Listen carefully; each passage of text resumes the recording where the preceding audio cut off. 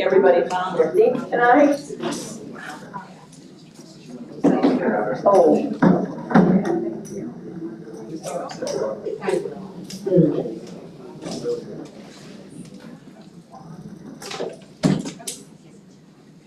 All right, Ron, you want to tell us if anybody's missing from management and? Good afternoon. I don't believe we have anybody missing tonight. I didn't see anybody here, and I think the only person who has a time constraint is Dr. Shaker. Yeah, I think it's something special going on today. Special event. For Dr. Shaker? His birthday. This is his birthday. Oh, well, happy birthday. What a better place to be. It's 5:30. I had a That's birthday how we the get. whole time on my birthday, the day after the Super Bowl, you're locked in. One thing about it, he didn't call the shots, his wife told him. Let me call her.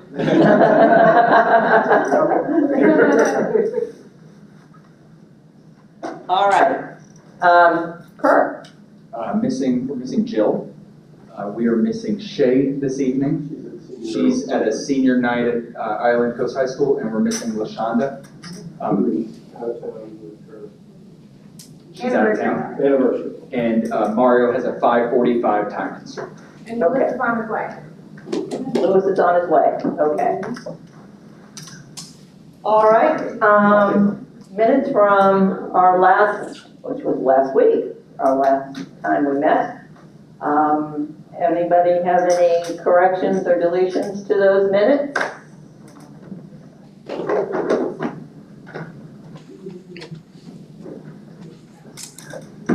I don't see any hands going up, so can we approve those, please? I see thumbs to approve those. Perfect, thank you. Okay. I believe we're going to start, there were a lot of requests for information and, oh, the housekeeping, I'm sorry. We did have housekeeping. And Ron, did you want to start with that? Yeah. Or Amy's gonna do that one? Okay, all right. Okay, we just had to update the contract language to reflect that DJJ has 250 days for instruction that are required now, for state statute language. So it's just a housekeeping, I just changed that in the contract updates. Okay? Question? Kurt? Is that the only housekeeping item you have? We have a few more if you want to talk about those now, or we can do it later. Are you referring to the contract or the policy as opposed to the contract or something else? So we have. Okay, go ahead. You can let me know if you want to do it, or we can do it later, whichever one. We have a housekeeping item that we'd like to propose for Article 9, related to staff discipline, lifting some language from the board policy. We have 2 items for Article 13 to codify, I think it's 13, let me make sure. Yes, to codify the DJJ calendar committee. And we mentioned wanting to codify a technical college calendar committee because they always ask for a waiver and muck with the calendar to make it work for their world. And I think that's it. Let me make sure I have a running document. Yeah, just those 3 things.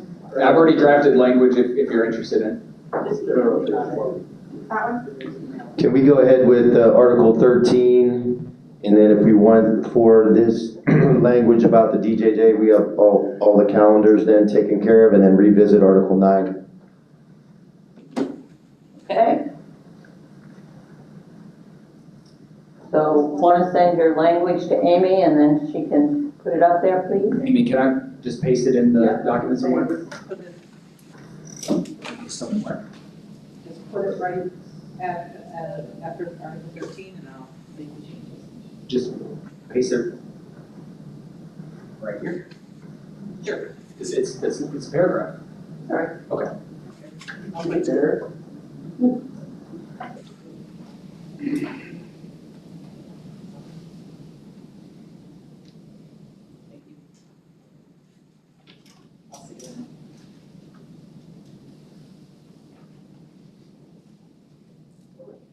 for reference.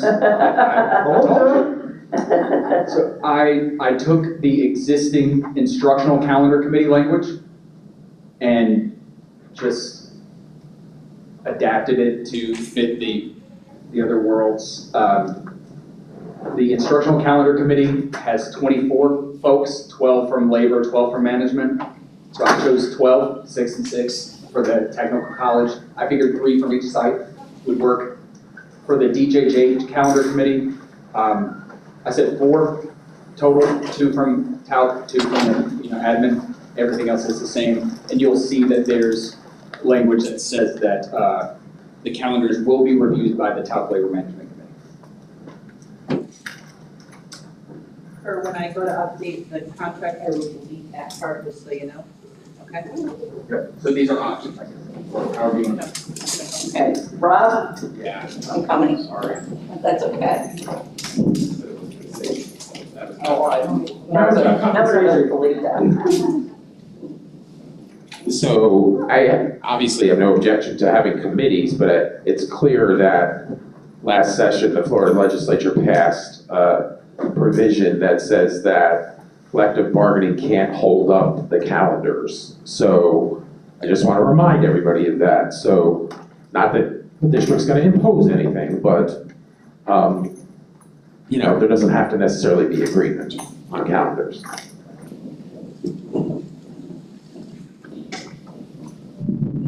So just a question for clarification there too, and I know, because I was new to the calendar committee process this year. So the calendar committee makes a recommendation to the board then votes on that. They could actually say no, and it goes back to the calendar committee for review again to make another, so that ultimately that's the process that That's we. what we use. Yes, sir, I believe that's the past practice and hopefully future practice. And again, the technical centers is really, and this is a crime of I didn't know, like we had always just done our calendar and handed it to them, and they just always magically fixed it. Well, come to find out, it's a little bit more annoying to fix the calendar than it is for them just to do their own, because they need equal days on both sides. And so, it's just one of those things where, again, they know their world better than almost anybody at the table knows their world. So instead of them fixing the things we do, let them do one on their own.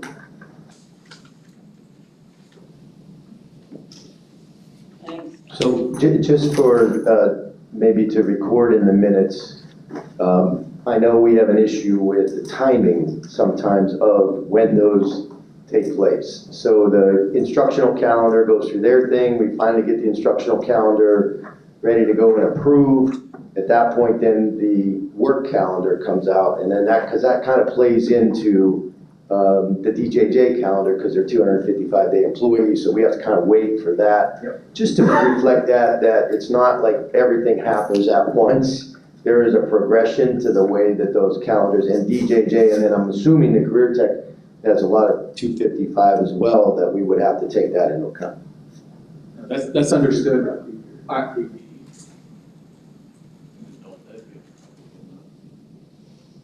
So would there be a reason then that we'd have to wait for the work calendar before we can convene a CTE calendar committee? Were the tech centers? Right, that's, okay. Does that make sense? Yeah, so the progression of how that. Question. I heard what you said, I didn't hear the question. No, he just said at the K-12 version, there's nothing that would have to be affected by that? It would Oh, all of be course, the- yes. This is only the 2 tech colleges. Yes. No, we're okay with that. And one thing I forgot to mention, the other calendar committees, or the instructional calendar committee speaks to meeting regularly. I changed this to yearly because Yeah. they should really only have to meet once. Right. It's okay though, that we're planning on meeting twice in the same year, right? Okay.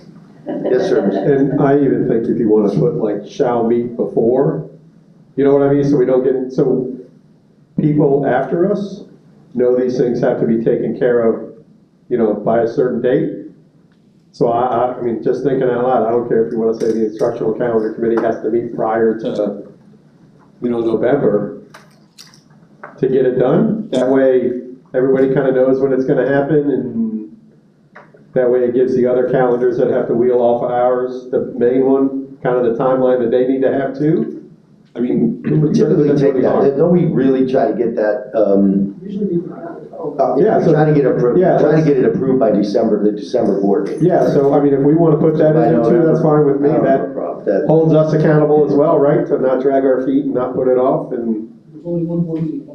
Right. Yeah, so that's probably a good idea. Yeah, if we want to do that too, whatever, it's fine with me. So shall submit a, Recommendation. by December.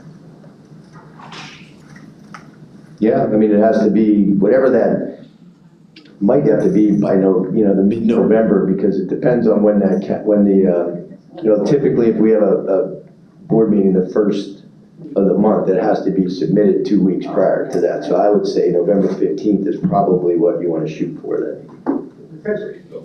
Yep, We could also maybe say shall be submitted in time to be on the board Yeah. agenda for the That's December fine. meeting. Because they're meeting now, the first one, who knows, next year, they could go back to 2, or they could move it to the second week, Yeah. or, so, I mean, I think it wheels off of their schedule, but we just know we have to have it done in time right. to go to their December meeting. So the calendar committee should make a recommendation for approval in the December board meeting.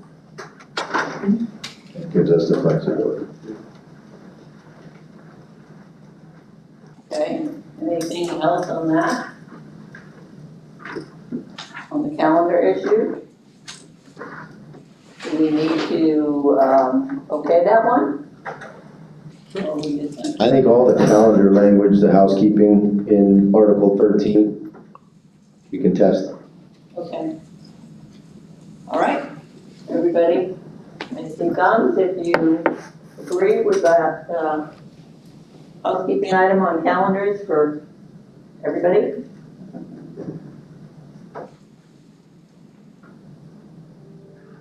Brian? Thank you. Okay. Not watch my screen. I've got one more that's in here that I just thought about. If you look at, I just lost it, 1 second. It's the bargaining committee. We don't say how many people are on the bargaining committee. I noticed that early on, that we don't have that language there, that there should probably be a definition of that. And I think when I first started, we had 12 on each side. And then I think the district wanted to add a person or two, we added a person or two, so I think we landed at 14. Do we want to codify the fact that we have 14 on each side? I like 12, but 14's fine, but The reason why we ended up with 14 was so that we could have as much representation from as many of the groups as possible. We try to do equal representation, elementary, middle, high, some special instructional folks, things of that nature.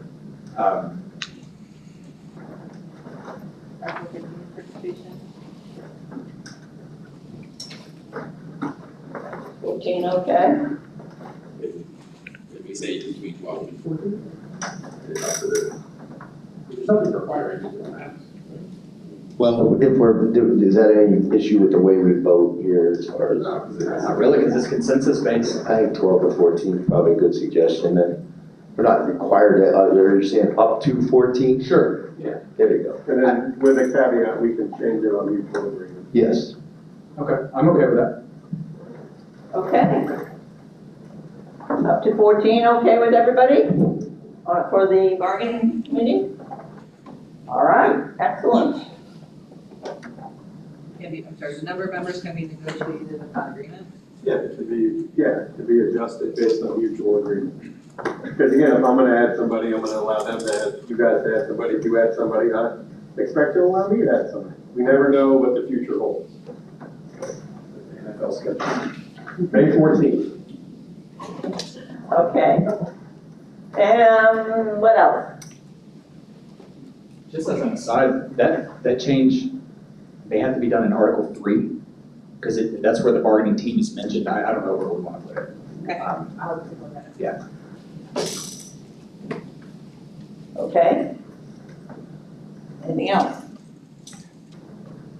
That's it for the housekeeping items? Yeah, we mentioned wanting to codify the Special Instructional Labor Management Committee. I've been wordsmithing it. I'm not entirely ready, but I could have something ready for the next session. Okay, that works. Yeah, that's fine. Can we have that conversation about the other item about this discipline? Sure. So, I had this conversation last night, and so I was curious as to what is the issue specifically that is in, and I'm looking at, and I don't know if we want to call it up, but it's 30-something. Board policy. Board policy 3,000, sorry, 3,000. 3109 or something like that?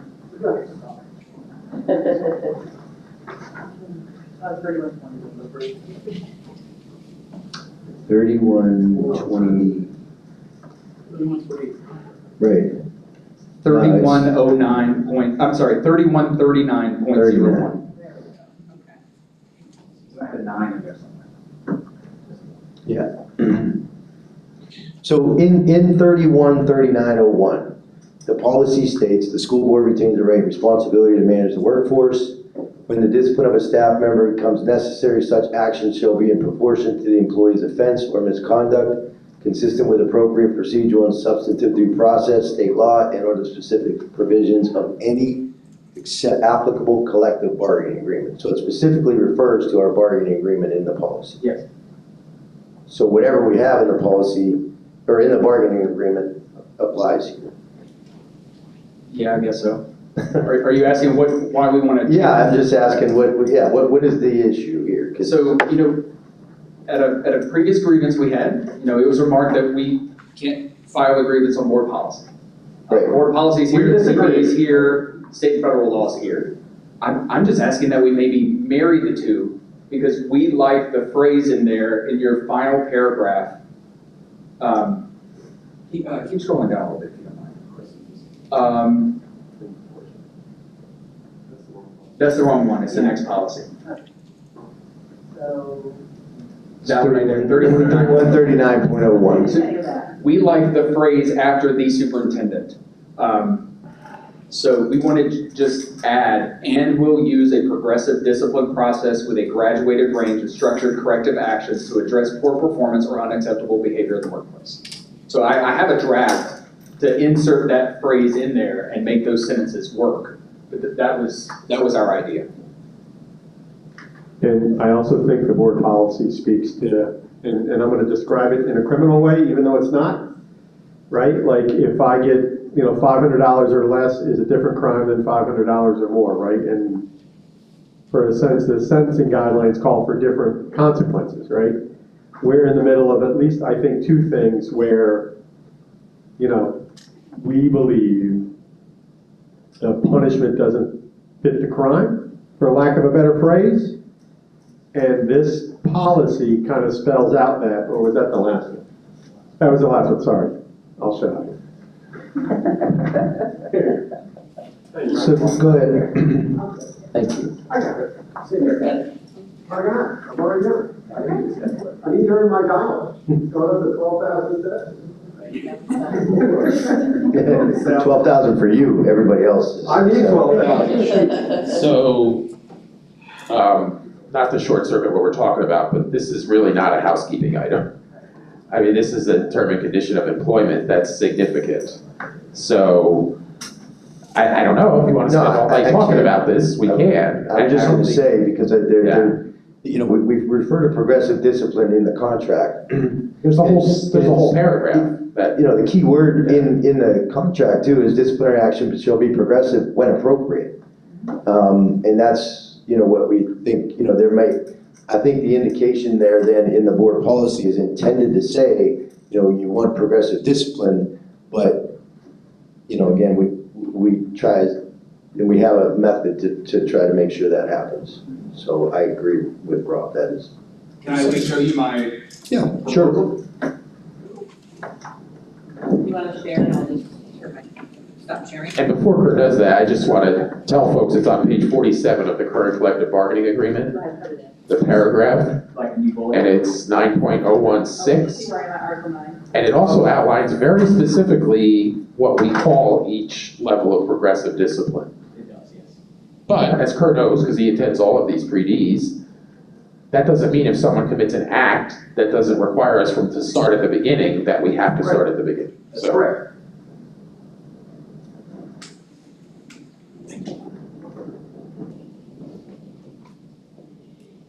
I guess we figured with such lovely language in the policy, it would be really easy to lift it and put it in here. But you'll see, so because I could use track changes, bold underline as additions, and there's one strike through. I just turned the one sentence into two sentences and inserted the language from the policy. So this was our thinking, that you're still using a progressive discipline process, graduated ranges of corrective actions, and may include, but not limited to, everything that's there. And I kept your one appropriately.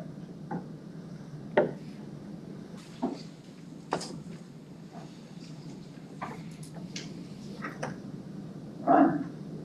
I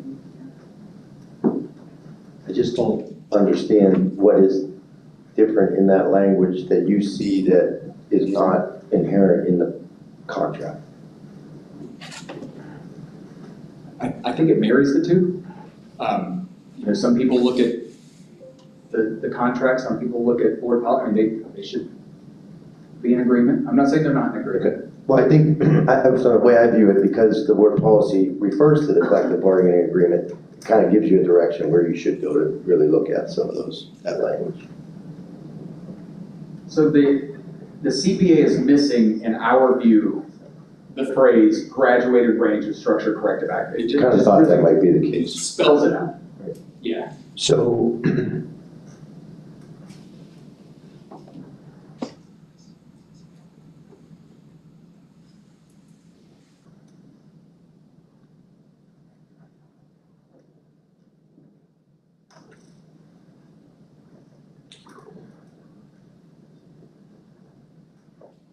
yeah, I'm gonna go back to Mr. Dodig and let him weigh in on that, but I think just that he's typically more involved in discipline than I am.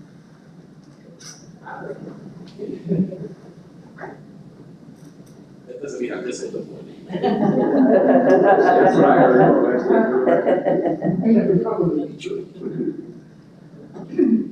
So, I mean, without getting into the substantive conversation, we're headed right where I said we were gonna go, which is, this is something that if we're both gonna agree to bargain, we should. If not, I don't know if anybody put Article 9 up there, did they, at the beginning of bargaining? No, I just, So I'm not trying to, I understand. just shut you down, but I also think your language is redundant. I mean, we have the actual levels of discipline, so I don't know why we would say a graduated range. The range is there.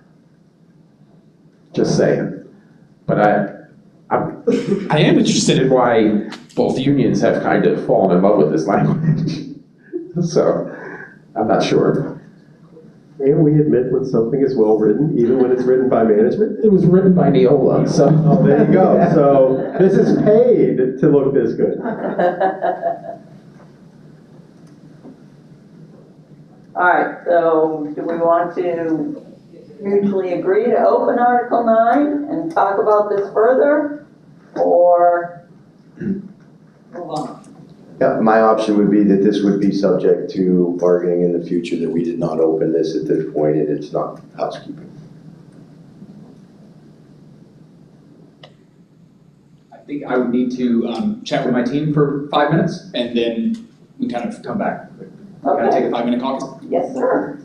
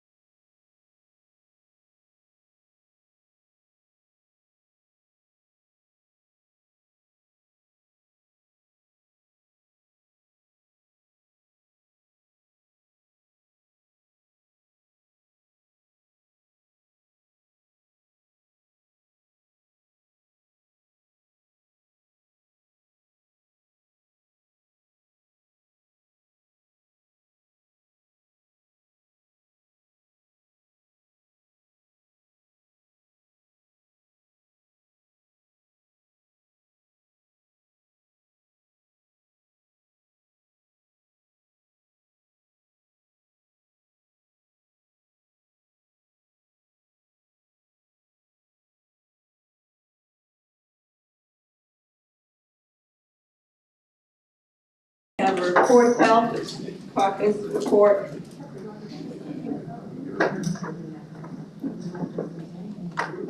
I need to step out and get more.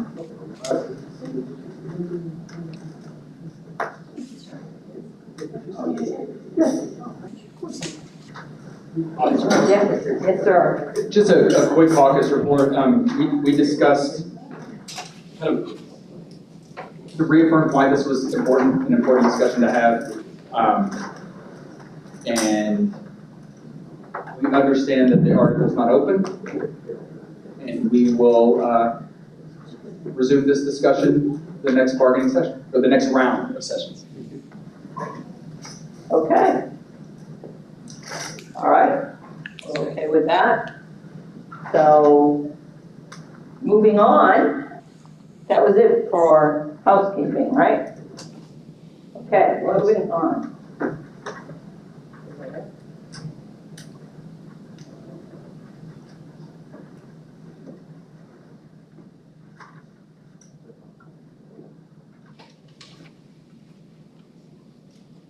So we can move on to the data request.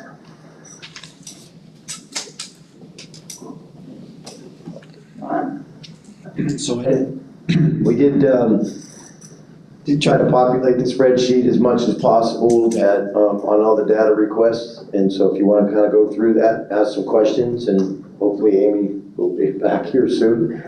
I'll try to do the best that I can. No, Kirsten is here as well. Yeah. Yeah, right. 477. I'm glad that's the senator you referenced and not the one prior. Yes, thank you. Your home state. I don't know what you're talking about.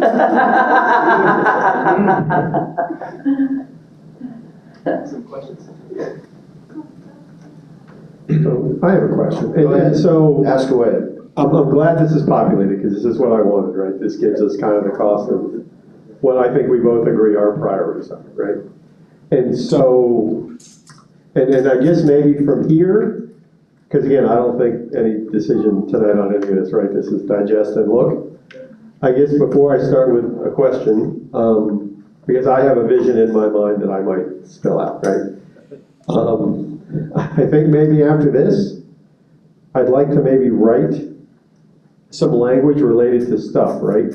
So let's write the bereavement and the maternal/paternal language itself, but don't put in the number of days, right? And so maybe we can do that kind of thing. And then maybe talk about shared sick leave and maybe write that language, right? So when we agree on what we're essentially buying, right? If we're buying paternity leave or maternity leave, it's this language. But really my first, and so my vision for like how this unfolds is because there are areas in which we are radically behind our peers, right? In starting salary. I mean, NEA just came out with their thing, and I wish I could pull it up, and I'll share it tomorrow night, about like Florida is still 50th in average teacher pay. We're doing pretty well in starting pay, but still 50th in average, right? And then it breaks it down by county. I haven't gotten that. But so like $34.4 million is the cost of starting salary increases. I mean, that's right, or? Excuse me. What we tried to do here is combine interests. Right, yeah. So, when we talked about making a competitive starting salary to help recruit, and so a number maybe that we had in mind that would, we've talked about our neighbors and what that might look like to be competitive with our neighbors. And then the interest from the TALC standpoint was whatever we do with that starting salary, the interest was to spread that throughout. So again, that would be an attempt to combine what the ask is. Yeah, so I guess, so we'll say 34.4, I think the annual, the cost per thousand is like 7, right? So that buys us 5,000, right? In starting pay cost? It's there, right, but you gotta split screens, so. Scroll to the right. Yeah, so 7.3 for every 1,000, so essentially 34 divided by 7.3 is about 5,000 between friends. So, yeah. so that's kind of what you think maybe makes us competitive at starting pay. Right. Is that what I'm So I'll just hearing? kind of tell you the thought process behind that. It'd be very difficult, right, to go from 50,500. Yeah, and that's where my next question is I think some of these items are Yeah. like, Yeah, you know, we make a commitment to, this is not an option, but we Yeah. make a commitment to $5,000 increasing starting pay Yeah. over the next 2 or 3 years, and then we make a commitment to, you know, maybe the 8-hour day over 2 years, with the total cost over those years being that. So I'm thinking, in my mind, there's a vision of like, some things happen over an extended period of time, and the maternity, bereavement, we just buy. And the $660,000 for the FMTC and Cape Coral Technical College, we just buy. And so that's kind of where I'm at. Does that make sense to anybody over there? Is that just in my? no, I understand that. I think we were all pretty clear on that, you know, what that might look like. And then, you know, at some point, we talked about when do we start to present some options, because, you know, I would imagine that you would have options that you would like to take a look at from the interest, from the TALC side, and then there are obviously some options that management has that would satisfy the interest on the management side. Yeah, and I know there's not like a number, like in past years where you say, we have $28 million, you know what I mean? Right. And so, again, for me, I think some of it is the more expensive stuff is spread out over 2 or 3 years. I don't think we can go longer than 3 years, because I think that's the maximum amount we can have in a contract, right? And so some of the more expensive stuff is spread out, and then some of the right now stuff is, you know, so I'm thinking of like a combined number menu thing. I mean, hopefully I'm making sense. I'm making sense Yeah, to me. well, I don't know. I think, and we can talk about that a little bit more, but, you know, I don't know that we haven't really talked about some numbers, right? But we've been thinking about numbers, obviously, from that point to take a look at how that impacts the budget and all those you know, all of those things that would impact that. So from the management's perspective, we do have some options that we would take a look at to meet those interests. So, I mean, I think it's not a bad idea to go through all this, because, you know, maybe it is a further discussion about what does that look like next year then? If we get to this point in this year and that meets a mutual option or interest, then what are those things that are left out there? So I'm thinking of building like, you know, we'll say, okay, well, you know, we'll move the $5,000 over 3 years. That's $34 million divided by 3. That's, you know, $11 million a year for that project. We'll do the 8-hour day over 3 years. That's, you know, that's 7. And so we start building a number to kind of get as many of the interest as we can. Can I just give a little speech? Yeah. If you don't mind? Yeah, I'm dominating. Yeah, no, that's fine. So, you know, and again, I think part of having these discussions, and, you know, so we were able to talk to the board last week, and so having some discussions about, you know, what are some of those priorities for the district as well. And so one of the things is, we know we have to both recruit and retain. So, you know, we had over 200 and some vacancies this year, which I don't think anybody wants us to have those vacancies going into next year as well. So that has to be a priority for the district, to make sure that they can fill open positions and that we have a competitive enough salary to do so. So that's an interest. And that would be part of an option that we would present.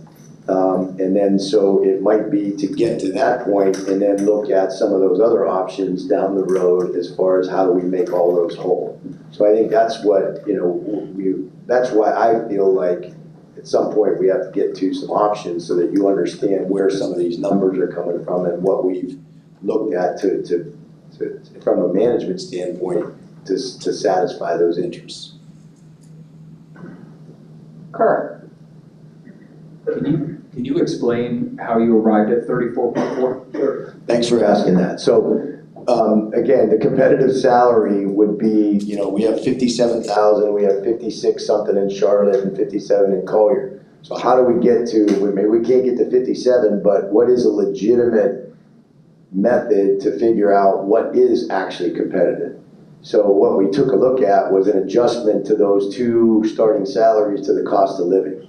So what we landed on, and again, this is people that are way smarter than me that made this computation and recommendation, would be 54,500 would be a competitive salary based on if you look at the cost of living adjustment, what it is, cost of living Collier specifically more so than Charlotte. So then that would, so 54.5 would be almost an 8% increase from 50,500. And so from a TALC standpoint, okay, if we're gonna raise the starting salary to 54,500, then the expectation would be that 8% would be distributed across the board to all. So that's where that 34 million came from. Again, that would be the total cost of the mutual asks by interest. It was difficult to do that because we didn't really talk about numbers. So how do we actually cost that out? Well, that's the ultimate would be $34 million just to do what we talked about with the starting salary and spread that out. So that's a lot. Go ahead, Kevin. And I'm glad, like, you know, again, like I've always said, if we don't write it down with a number, we don't know, right? And so 54.5 is, you know, better. Still not with our peers, but there are other factors that matter there, right? That we've talked about at length. But, you know, again, if we commit to that in 1 year, I think the average bargaining authority we've ever gotten has been, you know, what, 28? Last year was 20, year before was 30. So again, like, if we're gonna do that in 1 year, right? That's all the money, that's more money than we've ever had before. And so there is no money to buy the other stuff. So that's why I'm saying, like, we make that commitment over a 3-year period to kind of build a package that gets us the ability to buy the other stuff.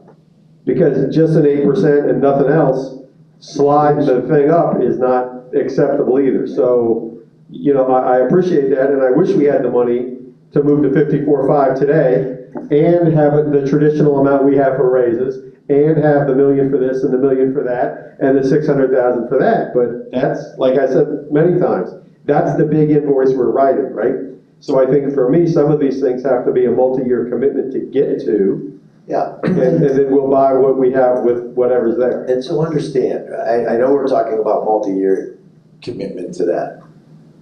I think right now there's some hesitation to even consider what are we doing in year 2 and year 3 at this point because of what we all know and have been told that, you know, we're probably not going to receive, we can't count on anybody else with what we have right now. There's been a whole bunch of discussion about revenue, the revenue side, and where does that go? And great, if we figure out, you know, some alternative form of revenue, that would be great. And then we could talk about that once that is obtained as far as moving forward. Right now, we have information about the current budget and our current fund balances that really we have to take in the most consideration. And I don't think there would be any hesitation if we had a better outlook on that to do those kinds of things. But there's definitely a hesitation to be looking 2 and 3 years down the road when we have no idea. We could be facing a deficit next year. I don't know, those of you that lived through 08 and 09, we've got, you know, budgets that cut 7, 10, 15% as much. I'm hoping that's not the case, but it's very hard to take a look at that. All right. Can you speak to how you arrived at the amounts for lines 3, 4, 6, and 7, please? I'll do my best. I might have to pass the microphone over. So I think we shared the instances for, we're talking about parental leave. So we were able to gather the incidence, is that the right word? Incidence of parental leave requests through FMLA. And so then 2% of the population, and then based on a daily rate for 4 weeks would be how that would cost for 2% of the population. So 20 days at the daily rate times, average hourly rate times 20 days times 2% of the population. You just say that just one more time. Hourly rate, average hourly rate times 20 days times 2% of the population. Got it, okay. Yeah. About 120 to 130 incidents each year. So I think the average was actually 125. From us, right now? Yes, sir. No, just TALC.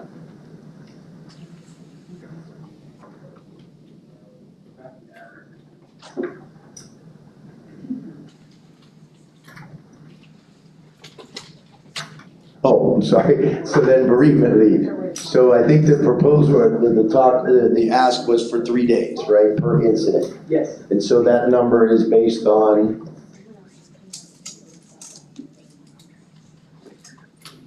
right, average would be about 530 incidents, 3 days each, at the average hourly rate, then with benefits and everything else, would be around $1 million.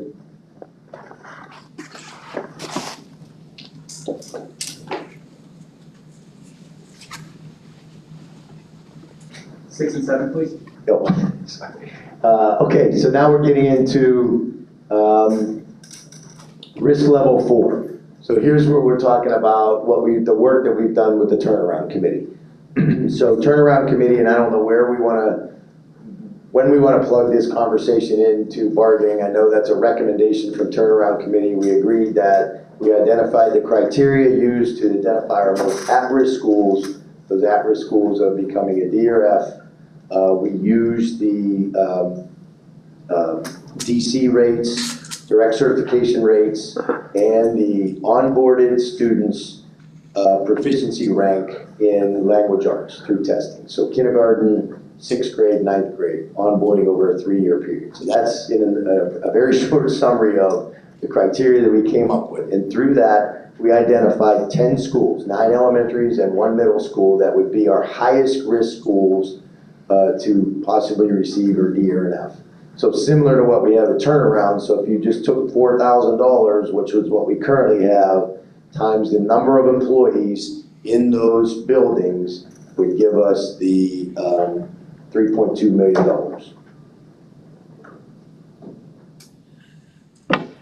Yes? That's like the end, please. 3.2? So just to clarify, that was to keep those 10 schools at $4,000 and not take into consideration risk 3 Right. and below. So That's just the 10. Just the incentive, based on what we currently have in the contract. Okay.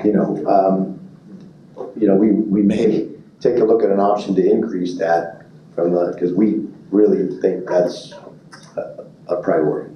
Do you happen to know the total number of teachers at those schools? We can populate that. You have to give us a minute to take a look at that. Okay, no, that's fine. I just kind of did my own, what we thought the numbers were. Okay. And that number was different than that number. What'd you come up with? At 521 teachers, it was at $4,000, $2,084,000. Did you count everybody But I at didn't Fort include Myers Middle? benefits. Pardon me? I don't know if I had to include benefits in that. or all. Benefits, yeah. So I that just did the sounds like 4,000. Sounds like it's without benefits. Okay. Thank you. Okay. Okay, and. So, you wanted Kevin, 7. Oh, go ahead, Kevin. On number 6, Yes. does it include, I think, our mutual desire to cover all the employees at those campuses, including the special instructional ones that are there? We didn't, I don't believe we figured, it's so hard to cost that out because we have no idea what the But, I mean, itineraries right. are gonna be there. I don't think I think that's part of the. But that's a major issue of equity from our standpoint. Yeah, okay, And so I think, I think it's okay. negligible. That's good When we're feedback. getting with these numbers, it's negligible. So I think, and again, the way we even pay the ones under the current one, they have to work all year and then they get it at the end, as opposed to the other employees who get it as part of their twice-a-month checks. So I think to honor those special instructional groups that do the work at those 10 schools, Right.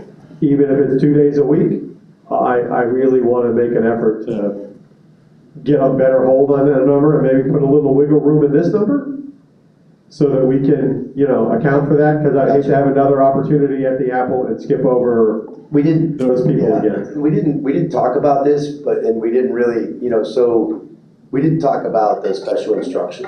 So, I mean, I know we did talk about it, about somehow increasing, because we know we have to do something along those lines. So I don't know if, we talk about increasing the special instructional overall and what that looks like as far as for them, and then does that then take care of, them working, because they're typically assigned basically now, they're not really, they're not really as much anymore hired by the schools. I mean, we're moving more to an itinerant model, right?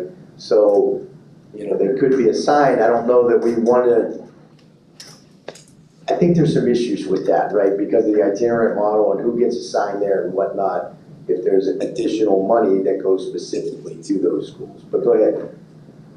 Go ahead, Anna.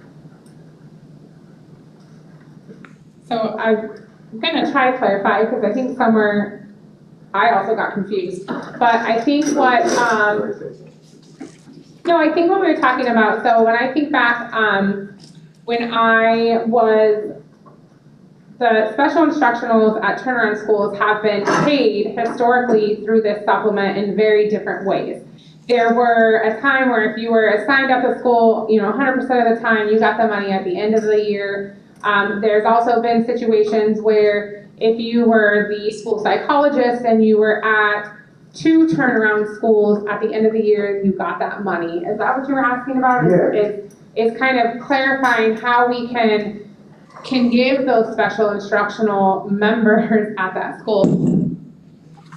I'm lost.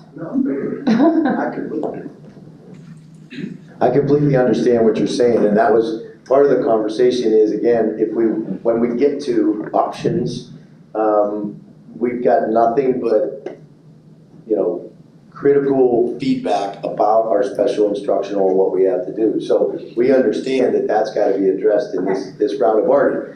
Again, because of the change, I think we should look at that as a possible increase for all of them, not necessarily based on just where you're located, because it truly is a critical issue around the district.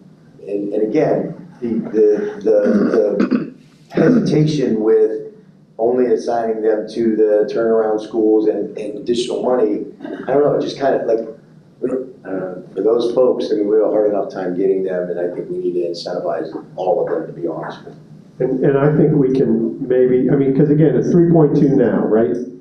So, but I really Yes. think there's something to be said for the idea that if I'm a I psychologist understand.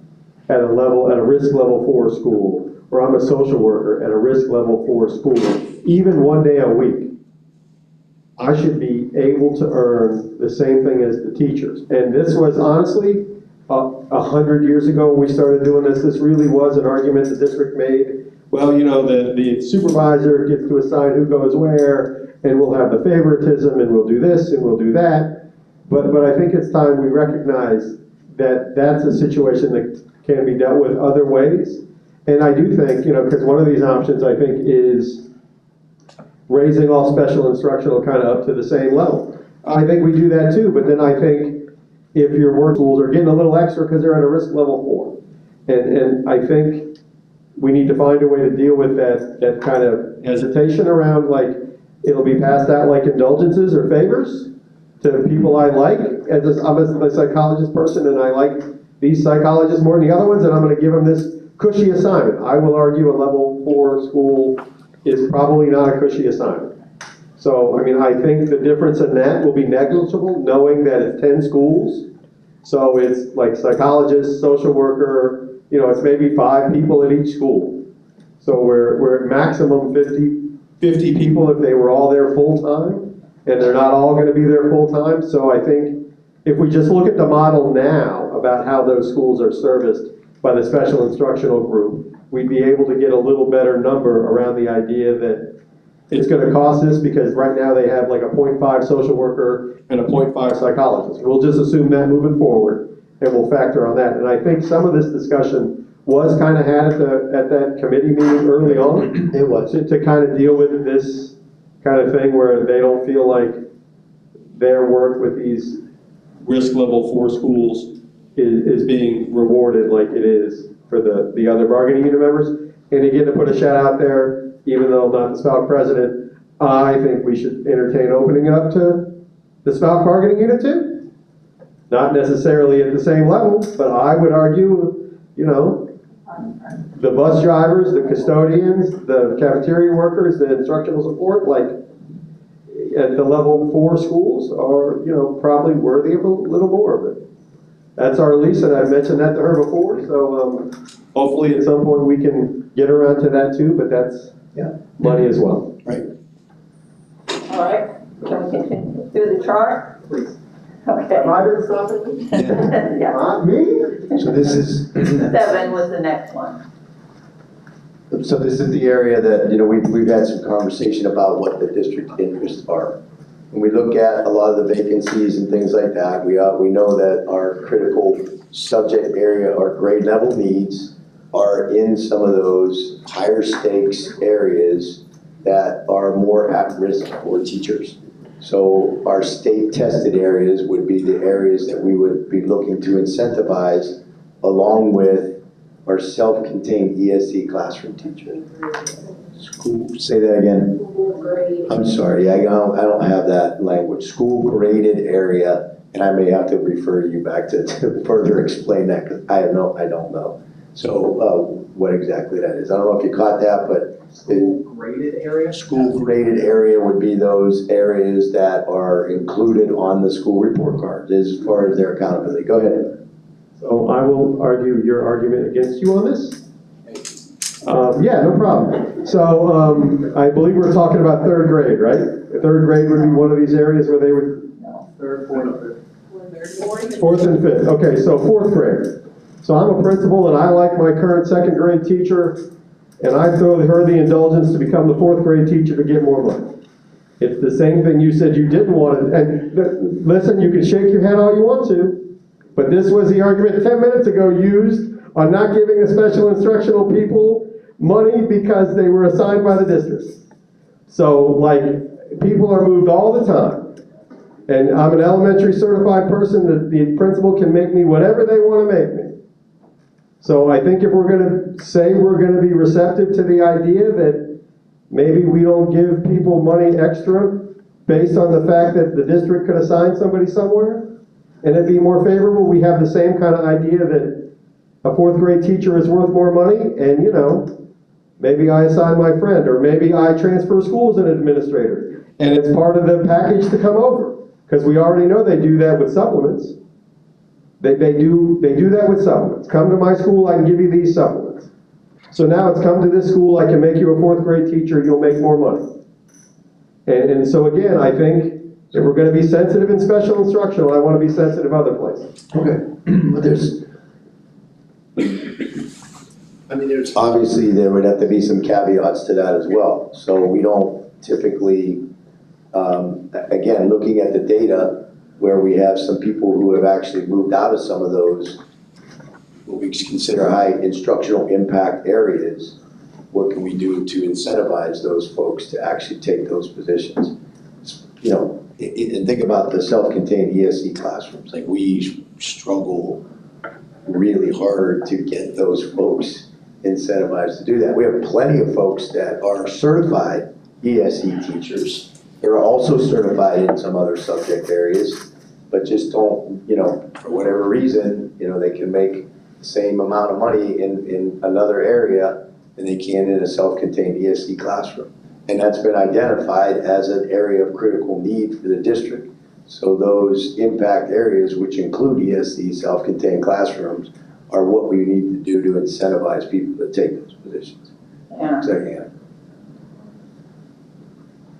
I do have a comment, but if I could please, before I say my comment, can you continue saying what areas this would apply to? So someone said 3rd grade, someone else over there said no, not 3rd grade. So if we could talk about in elementary, middle, and high school, specifically what areas we are talking about. We're so lucky to have the chief academic And that's fine. officer And here. then also with special instructional, I would like to know if that are self-contained, if that would apply to pre-K self-contained ESE as well. So, as it applies to the school grade, 3rd, 4th, and 5th grade has an impact on elementary school grade. When you get to middle school, it's gonna be their math class, their ELA class, their reading class, their 7th grade civics class, and their 8th grade science class. You get to high school, it's gonna be your algebra class, your geometry class, your ELA classes that are in pursuit of graduation requirements, your US history and your bio. And I think, just speaking to the idea of, would a principal do a favor for a 2nd grade teacher and move them to 4th? I think I think the principal's gonna have to look at whether or not that 2nd grade teacher is going to help the achievement by moving them to 4th. So if it's a favor to a friend and I move them up to 4th grade, but they aren't performing well, or they're not gonna promote student achievement, then that principal's gonna be held accountable for the achievement of the students in 4th grade. So I think it's meant to kind of pull teachers who are interested in focusing on student achievement. I mean, we all are, but we're interested in kind of getting in there and having a direct impact on the school grade and an opportunity. Does that make sense? Well, if it's about preferential treatment for a psychologist, like my head of psychology here, if she places a psychologist at a certain school as a favor, there's no real direct impact on her or him. Does that make sense? A principal would suffer if they made a friendly move from 2nd to 4th grade that didn't have a direct impact on student performance. Does that include pre-K ESE, self-contained? I don't think so, and I don't know, well, if it's ESE, I couldn't answer the question. I think we'd have to get to some of those details later. Okay, so then my, Hold on. It should, that's something. Then it should, yes. it should. All right, hold on, Anna, we have a clarification needed. Is it 8th grade algebra class? 8th grade algebra contributes to the school grade, absolutely. Okay, go ahead, Anna. Christina's next. Oh, okay. No, if you really want to talk, go for It's it. okay, I'll She leave. had another comment after the clarification I'm gonna of fight what you to talk. subject areas. If you want to go for it, okay. So just clarification, Dr. Shaker, 7th grade civics and 8th grade science do not get teacher state BAM scores. So I'm questioning, like this is just a point of clarification because it's going to come down the line. So if we're giving this based on school, like grade contributions and a separate one for ESE, while civics and science contribute to the school grade component, they do not get state BAM scores. And I believe the intention of the initiative, Joe, is not to connect it to their BAM scores. But if they are seeking to move in and teach civics. Go ahead. I figured I might as well sit here for a second. So, there's just a couple things that I want to say about this, and the first comment that I want to make is kind of going off of one of the things that Dr. Shaker had said about, I was that kindergarten teacher, and I was like, nope, I'm teaching kindergarten for the rest of my life. I do not want to teach those subject areas that tested. I do not. Like, I'm not going to 3rd grade. I'm not going to 4th. I'm not going to 5th. And here I am as 2 years in 3rd grade, 2 years in 4th grade. I love kindergarten. I do not ever want to go teach kindergarten again because I love teaching the older kids now.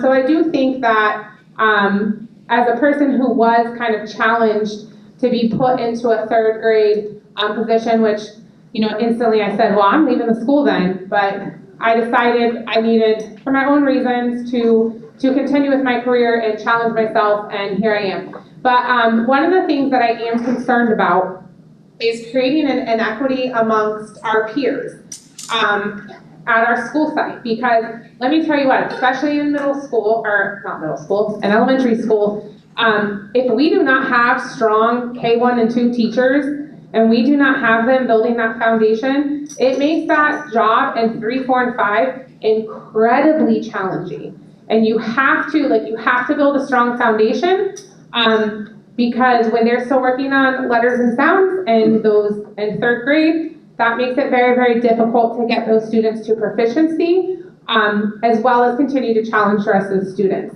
And then I also, at the middle and the high school level, I am concerned about our fine arts teachers and those elective courses. Because we all know, you may be a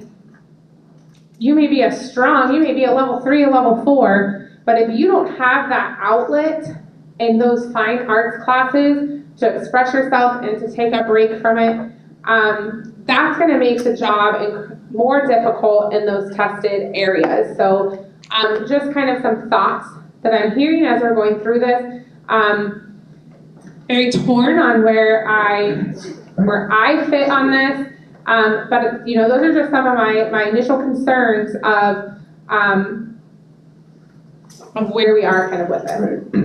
Okay, and that's why we're doing this tonight, so we can get some of those. Before the mic gets to Carl, I just want to add, so I said there's, you know, we talked about some caveats to that too. So this is, I need to share this now before the conversation goes any further. So, you know, we did identify in the turnaround committee risk level 4, but we also identified risk level 3 schools, which we really think also have some challenges. So what we included in this actually is not necessarily spread out through the entire district for the instructional impact, but only those in risk level 3 and 4 schools. Wait, for the tested areas? Yes. So, Just repeat that real quick, please. right, so I was just informed again that the amount of the ESC self-contained classrooms is not in that. That was just in the tested areas. But that would be part of what we identified as a critical need. So, and we did look at, again, I know there's state VAM and there's all those kinds of things, but at some point in time, I think because those are tested areas, it's obvious that you want to make sure that the teachers maintain a certain level of you know, what their evaluation says if they're going to be in those areas. All right, go ahead, Ann. I give Carl. Carl had it first. Carl, yeah. Yeah, my bad. I wanted to add that though, because I wanted to make sure that was an understanding as we discuss this further. Okay, Anna brought up some good points, and some of those points you brought out, Anna, I would say are things that I come across in each year. And what I will say, there's that other piece in high school that, and I also addressed the piece about the favors. So while I love my teachers, you know, and I would like to say, yeah, they're not necessarily all their favorites, but I know that I'm my own favorite. And what I mean by that is that when I'm making those decisions, and more importantly, my kids are absolutely the favorite. So when I have those high stakes areas, I'm always thinking about who can I put there that's going to do the best for that group of kids. And it is a challenge. And one of the things that happens in high school, there becomes sort of this, and it's underlying, but it becomes, especially in those core areas of where there are some folks who are in those high stakes areas have that pressure, that they at times resent those who they feel like don't have the high stakes and don't have the same intensity with their PLCs because of the planning and things of that nature. And I won't call out subjects in specifically, but that there is that underlying struggle and challenge. And I remember in my elementary principal days, that would happen at times where some people will say, well, And it's individual, because some people want that challenge. They want to be in those stakes, and there are others who don't. I have a teacher who's retiring who's been doing high stakes, who said that, well, if I come back, I want to go into because she had done elementary and middle high, I want to go into a non-tested area if I come back after. I mean, we talked this week. She said, I'm going to retire, but maybe I'll come back, but if I do come back, I don't want to do geometry when I come back. I want to do something that doesn't have the high stakes. So so some of the things that you brought up, I would tell you, those are things that have to be considered. Well, I will say the most urgent piece that does come about, because the other flip side that happens, you have the teachers in high school who will say they only want to do IB or AP, not just because of that it may be seen as the kids who are more eager to learn, but also they get an opportunity to get compensated by the performance. And so it's not something that's just cut and dry. It's not really black and white. And regardless of which way it goes, it's something that's going to have to be carefully managed in order as it goes through, if it does go through. But you have to be aware of some of the things you brought up. You have to be aware of.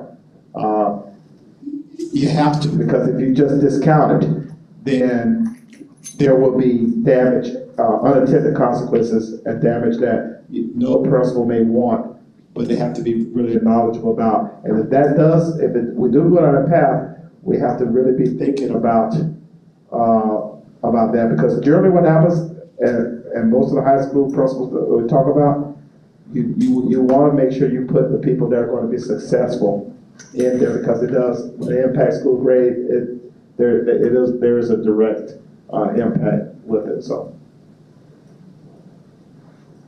I'll come to you this second. I'd like to jump in. Oh, Princess, your birthday. Just keep it over there. Yeah. When you're finished, drop it, pass it to Kevin, and then Kevin. Okay, so, just to clarify, I heard you say that this would only be offered at our risk level 4 and 3 schools. Does that include the other 2? We identified 22, and then there was the 24. additional 2, so it's Yes, 24 it was 20. schools. Yes. And then, is there, at the price point, like, what would the supplement be? Like, what'd you calculate it to? Do you want me to present? Again, Yes, so please. here's what. If you just listen, you can rest your voice by just agreeing to 30%. You can stop talking right now. I heard it, I saw a thumbs up. I don't think I saw Amy's thumb go up. Oh, thanks. Amy had another So we looked at increasing the overall supplement for risk level 4, like we did turnaround. So we go from 4,000 to 5,000. Okay. In those risk level 4 schools in the high impact area, which I named it, I just took the name that we all talked about. So targeted school support would be that risk level 4. That's what we came up with a name for that. And then the instructional impact would be in those tested areas in ESC. So in the risk level 4 schools, the option that we would present is $7,500 for each one of those areas. In risk level 4, it's $5,000 for all staff that are there, and then an additional $7,500 would go to those teachers that are in those impact areas in ESC. In risk level 3, it would just be all of those impacted areas, and that would be $5,000 for those. That's what we tried to figure out. And again, we're looking at limited resources and where we can, put money towards those what we've identified as critical interests. So that's what we costed out. Okay. I just want to say we haven't, we don't necessarily have that. I just want to make sure I understood you. You said in risk 4, $5,000 is the turnaround piece. Yes. And then you said an additional? Yes. So it'd be $12,500 Yes. for folks that are tested areas Yes. and turnaround. Yes. So if you're not a tested area and you're in turnaround, it's just $5,000. Yes. And then for risk level 3, 5,000 only for tested areas? Yes, it is. Okay. Okay. Okay, Kevin? So the ESE was interesting, am I not proposing? So the ESE one interests me. So the self-contained, again, we're only talking about risk level 4 and risk level 3. No, yeah, I'm sorry, yes. On the ESE. So if I'm a self-contained teacher at one of the schools on level 4, I get the $5,000 and I get the 7,500. Yes. If I'm at the level 3, I get $5,000 because, okay, Identified. right, okay. And so here's another question that hopefully we've thought about. I would argue that oftentimes in secondary schools, there may not be somebody who teaches, who has the assignment they need to have, like, you know, I might teach geometry, but then I have sections of Algebra 1. So what are we doing there? I mean, it's, because it's gonna come up, right? Right. And I don't think there's a way at the secondary level to guarantee a teacher only has, I mean, I'm not a scheduling guy, but I can only anticipate, I've seen enough draft boards to know, there's probably not a way to guarantee that the person in the math department only is doing tested subjects. So again, I'm a little uneasy about this because this will pit people against people, and we'll have self-contained ESE teachers who, honestly, we should be looking at differentiating the ESE supplement across the board, because a self-contained assignment at one of the non-4-3 schools, this is something I've talked about forever. An ESE self-contained person at a non-4-3 school is probably a little more difficult and just as hard to fill as a self-contained ESE person at a level 4 or level 3 school. So, I mean, I have a problem with equity around the idea of what your schedule looks like, and it's 7,500, but is that 7,500 if all 7 periods you teach a tested subject, and, you know, I've only got 1, so I get 1/7 of that? I mean, hopefully this has come up. So again, this is interesting, I think. Okay, May I say one more thing? sure. These are kind of my thoughts as we're kind of talking about this, is trying to think out loud. I think we all know how flawed Florida school grades are. BAM is, to use a phrase from South Carolina, is ass backwards. It's nonsensical, and the emphasis that we put on high stakes testing, I agree with President Daley. I think equity should drive decisions and not necessarily test scores. I also worry that it will undermine community and morale. Because I started thinking, I can't remember who said it, because I was gathering my thoughts as somebody else was saying, I think it was Anna, about the other untested areas. Are we then devaluing the work that those folks do by providing an emphasis on the work that a few do? I feel like this may be a short-term fix and not necessarily a long-term solution, especially if the bill passes that changes Florida grades to the 10-point scale versus the scale that we're using now. I understand that. I think you have to take a look at, again, why are we having this conversation? So again, what is the interest that made this a critical issue that we felt like we needed to do something about? The district has not faced a 300 teacher shortage over the years. I mean, we just looked at data to see where we're at in relation to, what the enrollments look like and how, our teacher shortage has gone up in according to that.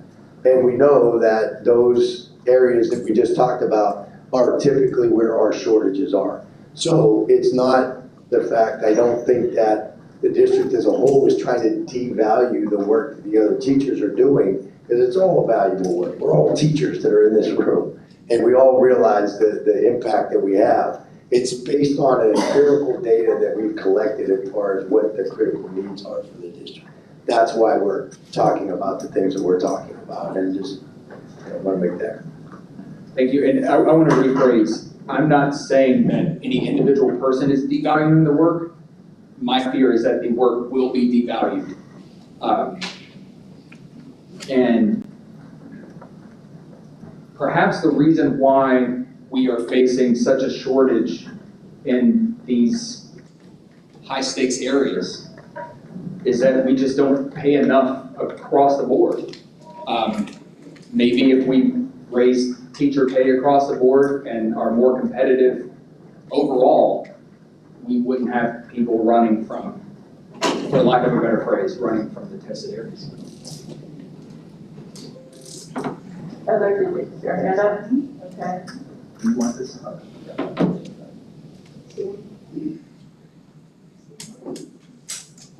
So when we're talking about this with the data and you do exit surveys, I'd imagine working conditions is right underneath that, because what we ask teachers to do along with the pay that's just not there, that I think is what needs to be addressed, because all you're doing now is why would I want to teach anything or be anywhere that's not one of these? Because I'm still gonna have crappy working conditions and less subpar pay. All you've just made is a whole new set of level 4 schools. So, and also going back to talking about special instructional, everybody, the biggest thing we're doing in this room is acting like everybody's job isn't just as hard. To me, this is about are we worried more about how the district looks with how many school grades being lowered? All right, Tyler.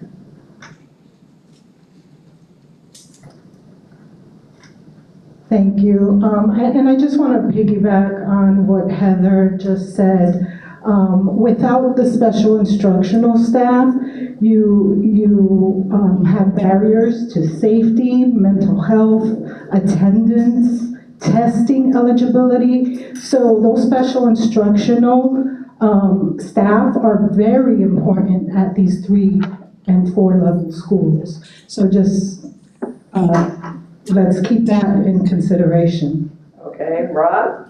I was okay by just, like, clarifies that barriers to success and not fear the fact. So, been around here a long time. I came back in 2021 and led bargaining. And I can tell you that we have tried the same thing for years. And one of our interests is to recruit and retain. And when I came back in 2021, we had 300 teacher openings. Supposedly, depending on our math, we now have 200. So that problem persists, and we continue to do the same thing bargaining session after bargaining session. One thing that I appreciate now that we have elected superintendent is there's not a concern about being fired by the school board. So we can maybe try some new things. This is perhaps one of them. And I'm all about what the union is about. I believe they need to do something for all of their people. But I don't think there's anything wrong with coming up with a solution that may differentiate a little bit between certain folks. And I think that's where we're at. And I applaud Dr. Iarussi and Dr. Desmore and all the folks, because I'm not making the sausage anymore, thank goodness, that have at least come up with this proposal or proposals so we can talk about possibly recruiting and retention in a real way. Okay, thank you. Anna? Had her hand up first, Kevin. Okay. Well, since we're on the topic of special instructional, would you like to tell us about line item number 5 and where that information comes from and where that amount is, which is special instructional supplement to be the same for all special instructional employees? Yeah, if I can get back up there to take a look at it. Oh.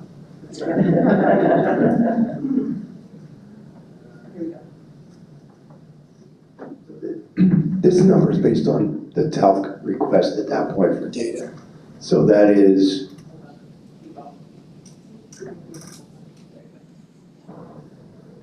to raise all of the supplements up to what, so that they would all be equal. That was based on that. We haven't presented anything at this point yet about special instructional. That was the data request from TALC. Okay, thank you. Kevin? And I'm not against this idea, okay, but for me, this is the cherry on top, right? We still are $7,000 under COVID. We still, our 50th in average teacher pay in the state, and I don't know if Kirk can get where we're at. So like this, to me, seems like there are other problems we can fix. Like when everybody is okay, then we can start talking about this specific subset of people at these 10 schools. Everybody else is not okay. This will, and I'm gonna say something that's not nice, right? But we can all sit here and agree the schools that are in the most need of really experienced, excellent educators are typically the ones that get the least well-trained. Research indicates that over and over again. And so this may get people to transfer, but it may not get people to come new if we don't buttress that with starting teacher pay. And again, I'm gonna say this again. If the goal is to get to 54.5, that's $34 million. Then we're gonna talk about some raises that aren't part of shifting the compression just wholeheartedly. So that's $20 million. Now we're at $54 million. That's a lot of money. I mean, I never thought in my life I'd talk about $54 million as a pile of money I want access to. That's a lot of money. Okay? So this amount of money, 3.6 million or whatever, everybody else isn't okay. If this would be something, if we were in a position where we were competitive with Collier already, and through the salary schedule and things like that. I mean, again, not against it. I do think it creates a bit of divisiveness, and I would argue that a self-contained class at a tier 3 or tier 4 school is probably just as challenging as it is at a non-tier 3 or 4 school, because it's a whole different spectrum of teaching than any of the other areas we work in. So again, for me, this is a lot about the cherry on top. And is everybody else fine? And the impact on this is relatively limited across our 5,900 member bargaining unit. And so for me, again, we've got work to do to make everybody right, so that maybe people can stop thinking about second jobs and devote their time exclusively to their primary job. And so, again, appreciate it. Think it's innovative, without a doubt. Think it may, again, but we've also, I think, agreed on the turnaround, whatever we're calling it, committee, to reevaluate. So this year you're tier 4, next year you're tier 3, now we're pulling it away from you? We've already seen some flow away from schools that didn't have the commitment when they thought they would have it around the idea that they were getting the $4,000. And so if we create an atmosphere where our only attractor is extra money, when the extra money leaves, people leave. We saw that with the money, the BSI money. I mean, that's a significant amount of money. The second tier, we negotiated more money for because $7,500 wasn't doing it, but $10,000 was. But when the year is up, again, after multiple years of this, how many of those teachers that transferred from their other schools into the BSI schools remain at the BSI school even when it's out of BSI status? So I think there's a cautionary tale in that data, and I don't fault people, but there's a cautionary tale in that data as well around the idea that people do, because the rest of the system isn't fixed, people are more apt to follow the money. If the rest of the system were fixed, people wouldn't necessarily follow the money as much. And so, and with Kerr saying the idea of the state possibly changing the grading scale, which at FEA's estimates would put 30% of the schools in this county in D or F status. And to Mr. Burnside's point about AB, AP and IB, there's a proposal at the Florida House that guts that funding So you can forget about how you're gonna provide that instruction. Because Duval's going crazy sending people to Tallahassee about that. So again, for me, I need to lift everybody up, I think, before we anoint a specific small subset with what is considerably more money than anybody else. Okay, anybody else? Again, I would just add to that, you know, one of the things I'm proud of is the work that the turnaround committee did, really to identify criteria that would allow that to happen. I mean, that was the idea behind, let's figure out what identifies our schools and our students particularly as the most needy. And so the likelihood of that criteria changing would probably only be due to another reorganization of the entire district, where we would move student population from school to school. So I'm proud of that work, and I commend everybody that was on there to make that, you know, solidify that criteria that's sustainable. But I think, again, I just want to reiterate that I know we've talked about the school grade, and there's a lot of emphasis on that, but I go back to the empirical data that we've collected on our students and how many classrooms that we've had. I think the superintendent mentioned it today. There's quite a few. If you talk about 250 or so teachers that are vacant, that we have vacancies, think about how many students that affects that are in classrooms without certified teachers. And that is, again, we have that need right now. That is a critical area that the district has right now that we absolutely have to do something about. How many of those 250 vacancies would directly be affected by this proposal? I haven't. I mean, if that's what we're looking to do, if we're solving that problem, Right. and 220 of the 200 vacancies are in the East Zone at schools that don't qualify as Tier 3 and Tier 4, it ain't fixing that problem. In fact, it may intensify that problem as people from those schools go to move to the Tier 4 schools. You know what I mean? So like, how many of the vacancies will be fixed by this specific dollar amount? And I know you don't have the information today, and I know you can get it to me, but I mean, like, if it's 190 of the 200 vacancies are attested subjects at Tier 4 schools, we've got really big problems. And so that's another question I have about I this. think there's been a mixture of that over the years, but, you know, certainly ESE self-contained classrooms are consistent year after year. That's. But I think that's across the district. Yeah. Or me. No, specifically in some of those, you know, higher risk schools too. All right, Nathan, did you want to say something? Yeah, I got you. Thank you. Thank you. I just want to make sure, like, we've heard stories of tonight of exactly, I think, some of the things that are encouraging us to do this. So the story of a principal that asks an incredible kindergarten teacher to teach third grade, and then they contemplate quitting because of the stakes to it. The story of a teacher who retires and says, I would love to come back to you, but you got to give me something else other than geometry. I've worked with teachers who, it is an ask when I go to them this time of year, and I say, I need you to do this. Like, I need you to come into this area. And PLC is going to be tougher. My expectations are going to be tougher.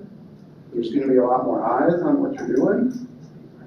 And so I don't want to degrade any particular effort, but there's stories I think most could come here of when teachers are asked to make that move to a tested area, it feels like something. Okay, Kirk? I'll go back and retrieve my mic. Okay.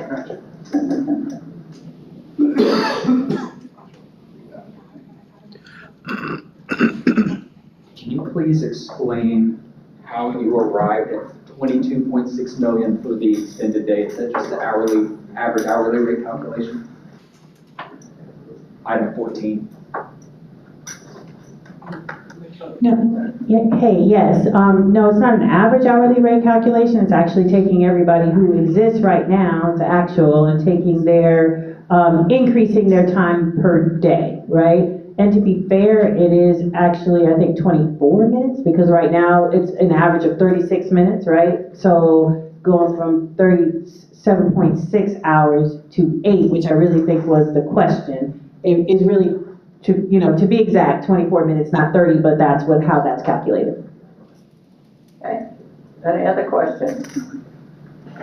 Anything else on this chart?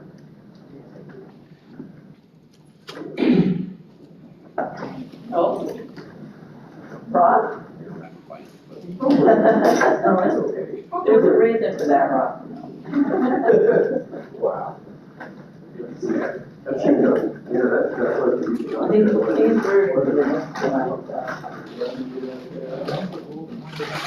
Teachers are used to that. So the longevity increase that's on here, that's based on your proposed increase, I guess? I believe so, yes. I forget what those years were, but. The longevity increase, the dollar amount, that was based on TALC's proposal, right? It was, the proposal, as I recall, it was increasing all of the longevity payments by 60%, 60%. So that's what that is based on, yes. Thank you. Any other questions? Anything else anybody needs clarified?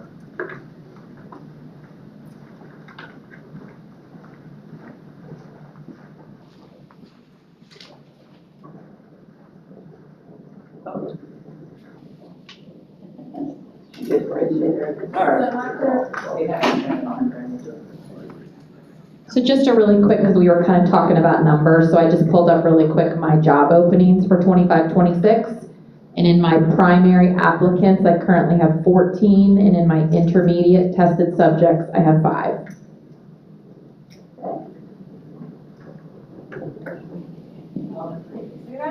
And you're in risk 4? Risk 3? Risk 3. So I currently have for 25-26, I'm looking at my PeopleSoft, and I have 14 applicants for primary position that's advertised, and I have 5 applicants for intermediate. I'm not sure if I heard school. Thank That's you. in my skills.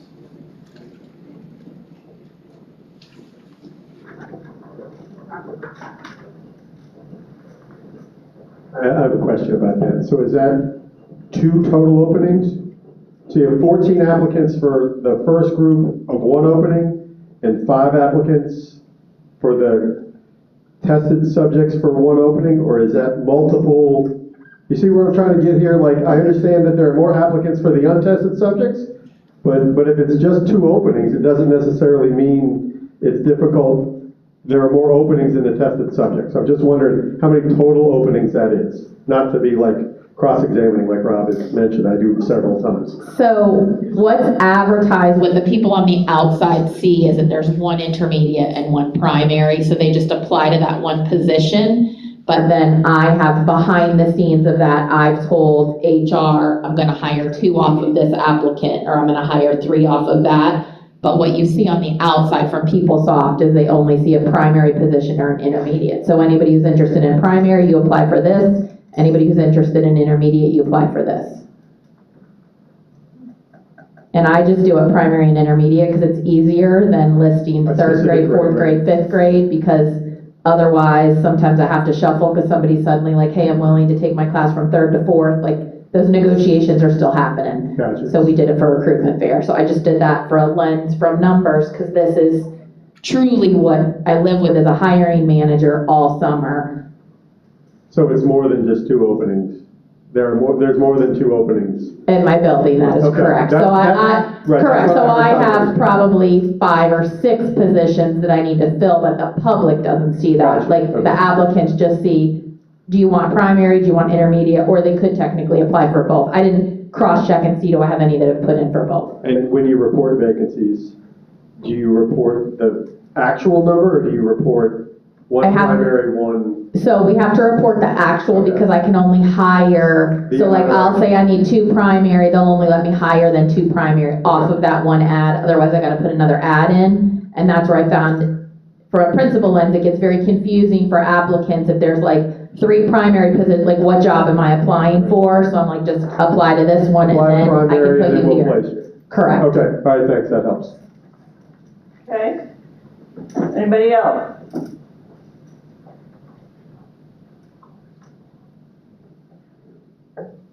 All right.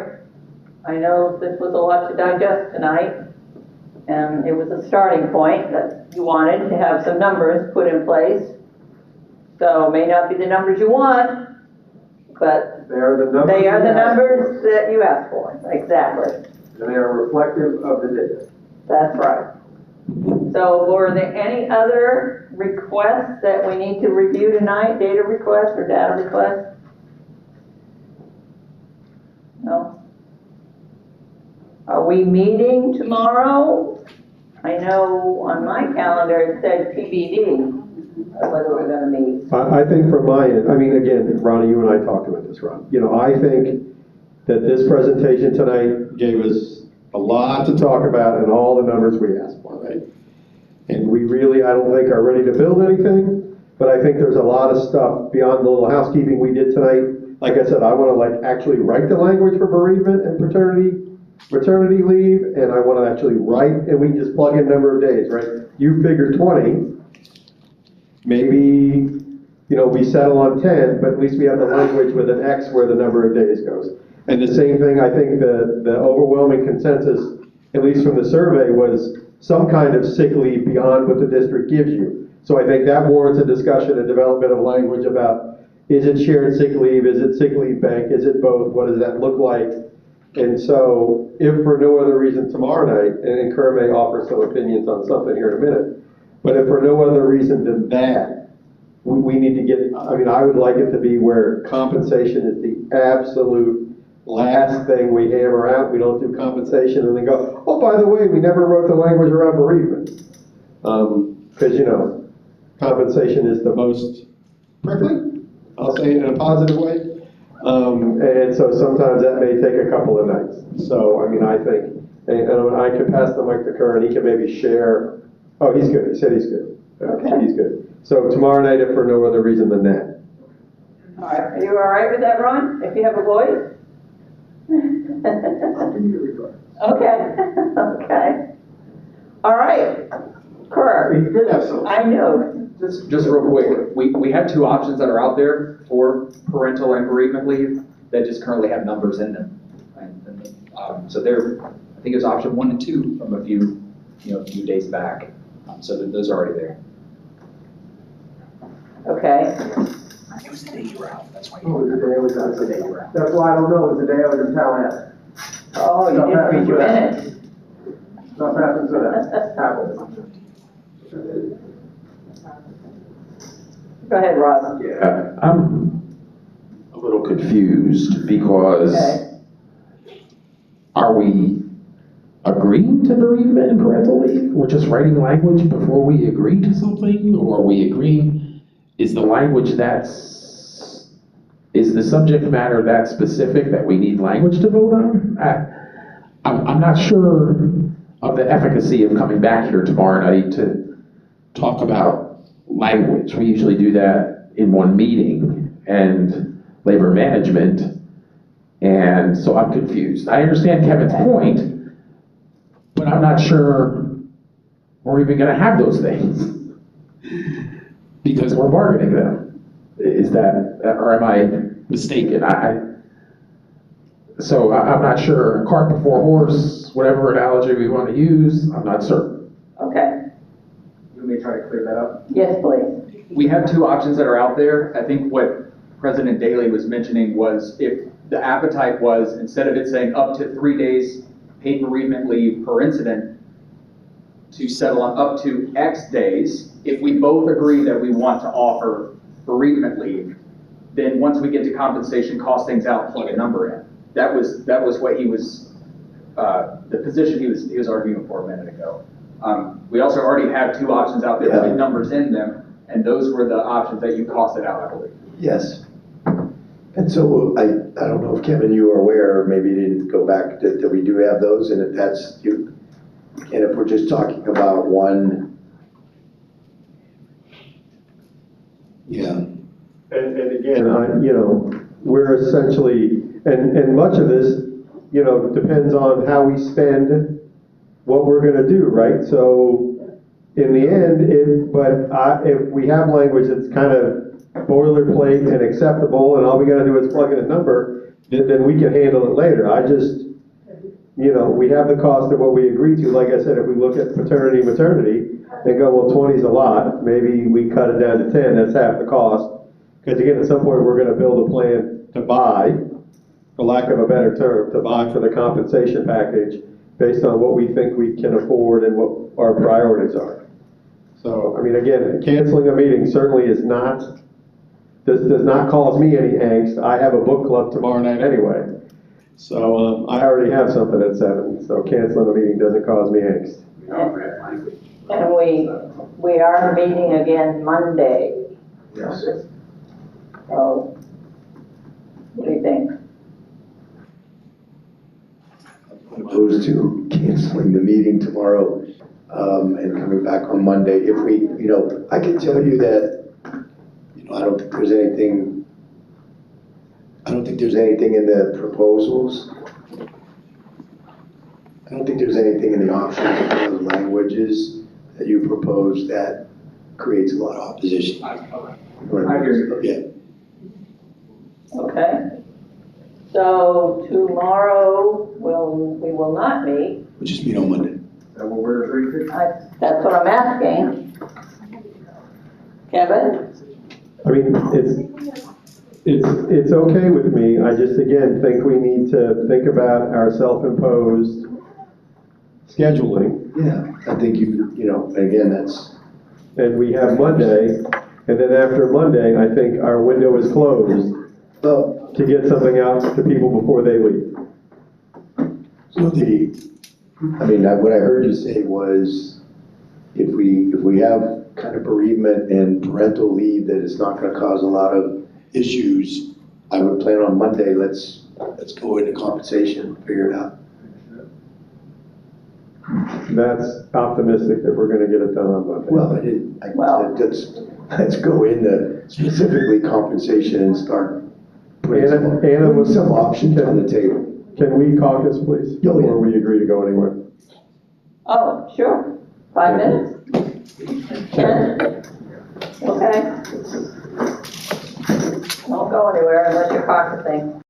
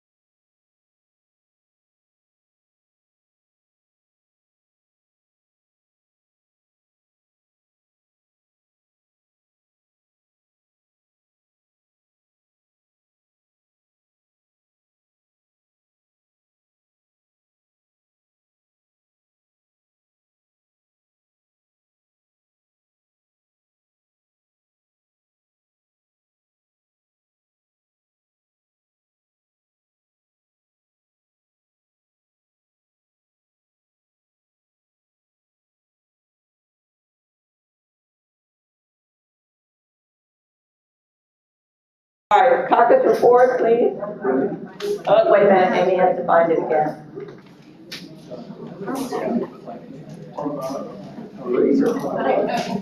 Oh, she has to find the gotcha. I was like, which name? She's not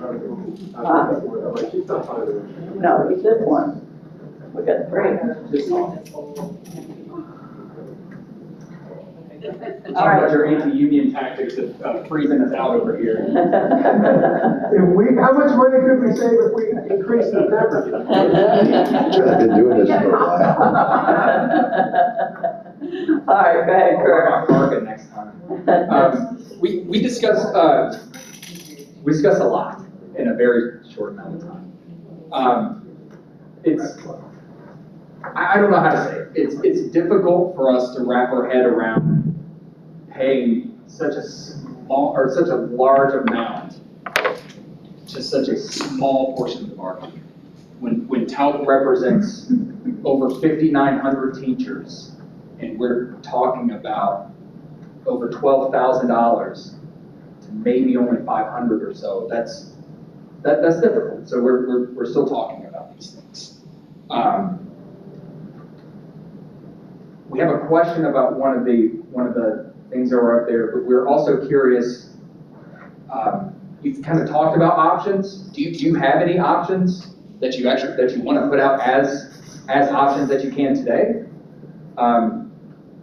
And we'd also like to discuss not canceling tomorrow and doing the work. We were certainly not opposed to keeping it. And if we're gonna talk about options, I think, we're completely ready to do that. All right. Do you have any that you can share with us tonight? We can digest and come back ready to work tomorrow. Yes.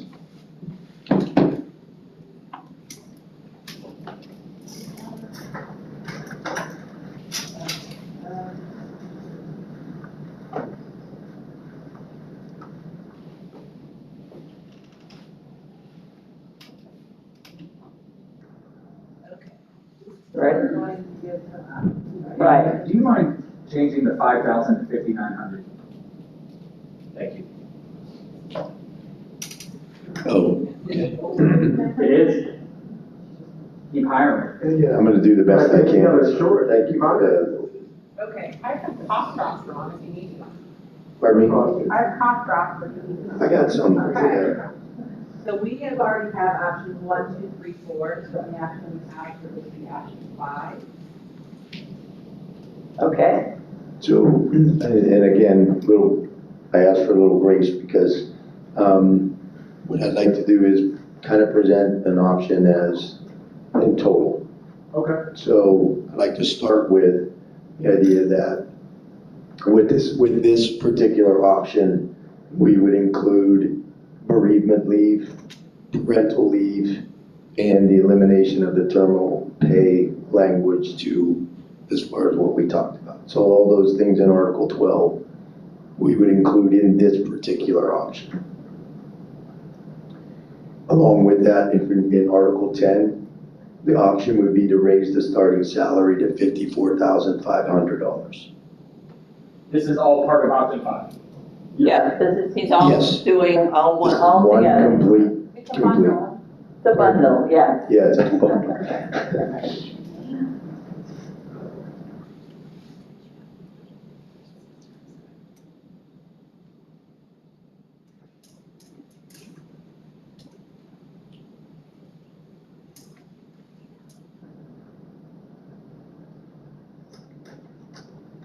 And then I went through kind of Article 10 and I already started to just look at what that would look like within the article. So that's what I'm scrolling through at this point.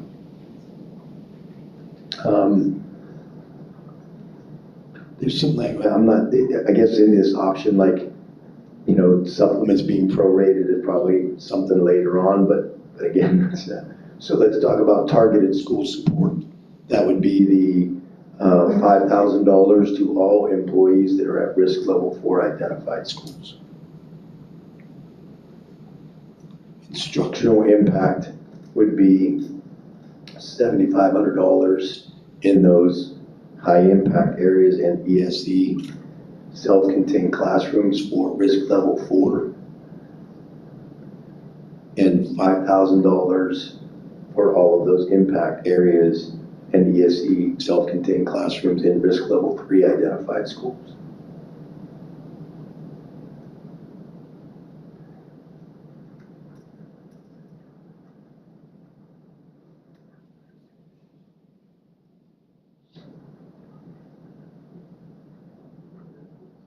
Yes.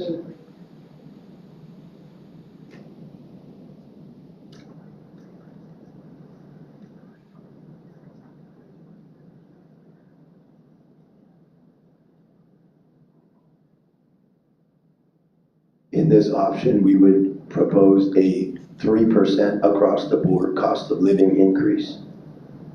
So to clarify that, anybody that would be below $54,500 then would be brought up to the minimum salary. Anybody above that would be a 3% across the board cost of living increase. So anybody that's kind of stuck in the middle, which is like, let's say they were 50,000 or 53,000 current salary, they'd be brought up to the minimum and the rest would be made up with the remaining of the 3% cost of living adjustment. Ask a question. Sure.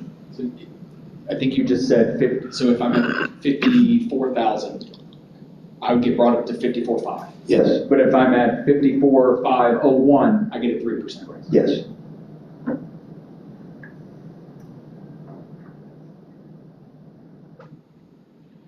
Again, then, you know, with those,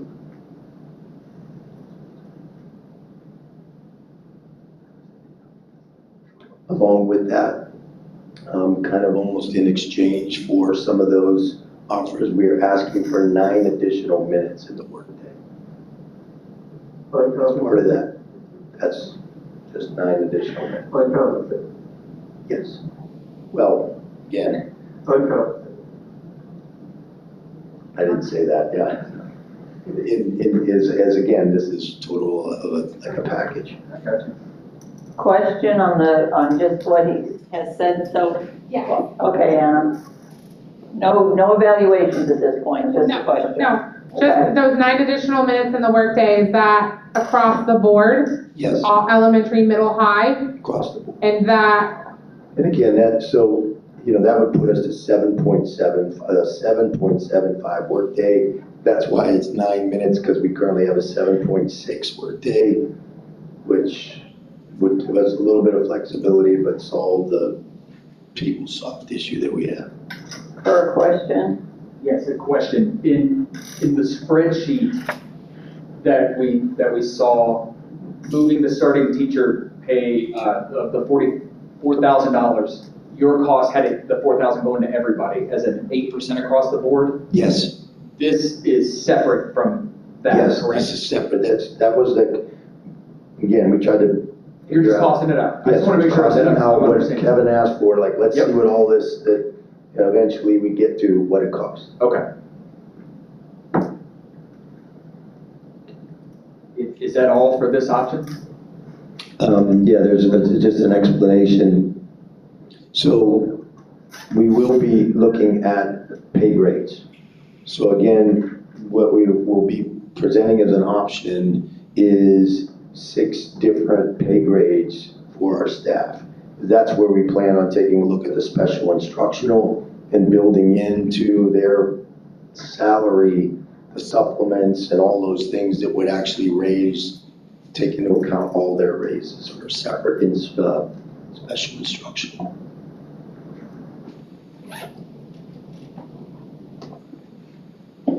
Again, I'm sure we'll get to the point where this will all be in a part of a presentation that we'll have to take a look at.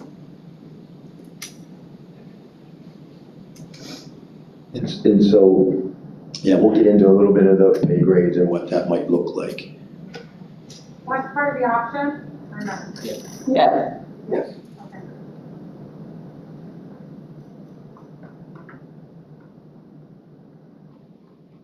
Okay, anything else, So Ron? just to add to that, in that option, just for informational purposes, with benefits and all that included, is cost of $30 million.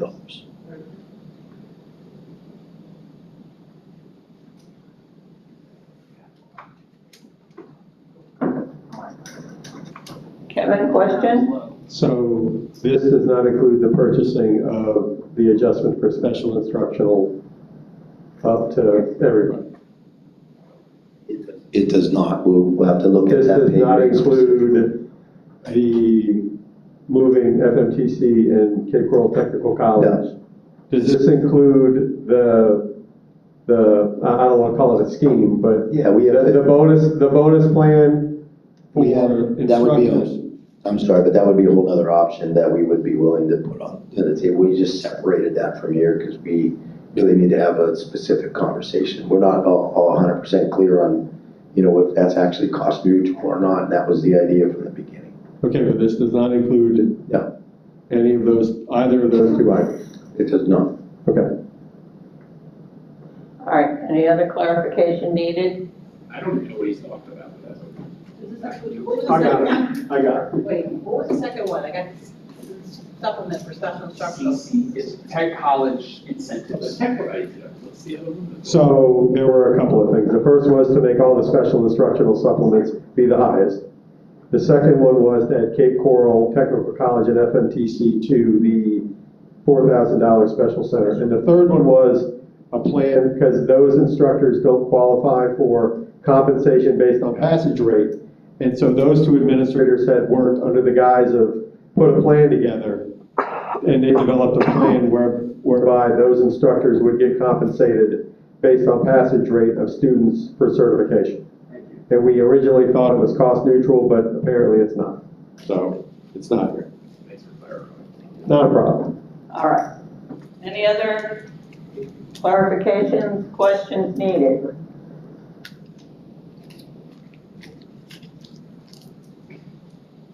Ron? That's it? Correct?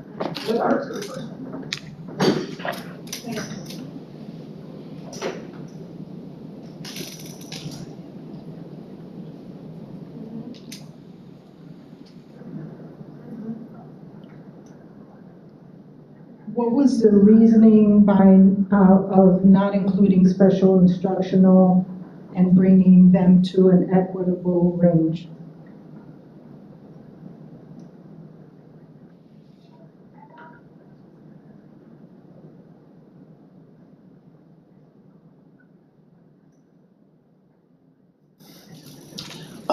So one of the things we're talking about is developing pay grades for, like a TO1 for all new teachers. TO2 could be for teachers with 2 years and above. And then pay grades 3, 4, and whatever we decide on collectively on what that looks like, those special instructional people would fall into those higher pay grades. So the range is based on a minimum and a maximum. And then, like credible years of experience and those kinds of things would go into that. It would be a benefit. Yeah, we're both like that. Okay. Okay, so with this, you're talking about credible years, so this goes back to an earlier problem. So if you're creating this, does that mean the goal is to go back for special instructional and provide credible years of experience?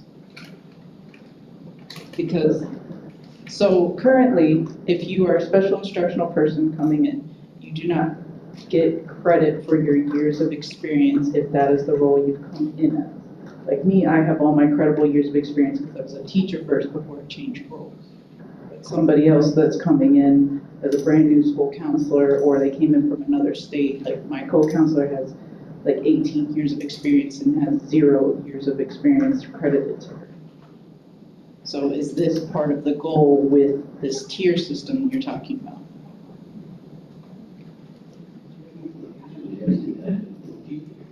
Do I need to clarify that? No, Iris is going to add some more to it first, so. I can clarify that.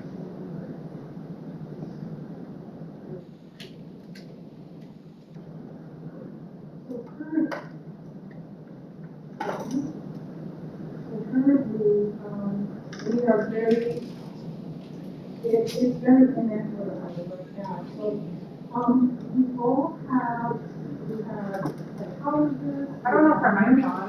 I don't think it is either. Okay, So better. currently, special instructional salaries are divided.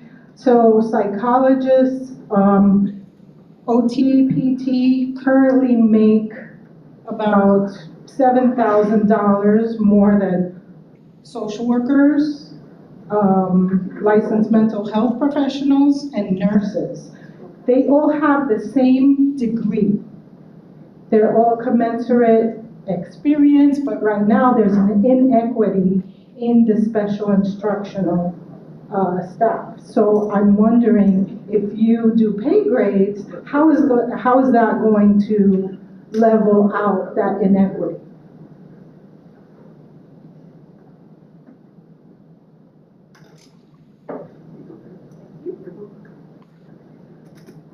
I just want to add, school counselors are also in there, so it's all of our itinerant, special instructional that have varied levels of professional stipends. Social workers, LMHPs, and school counselors have the same. I think nurses as well, and school psychs have higher. Thank you.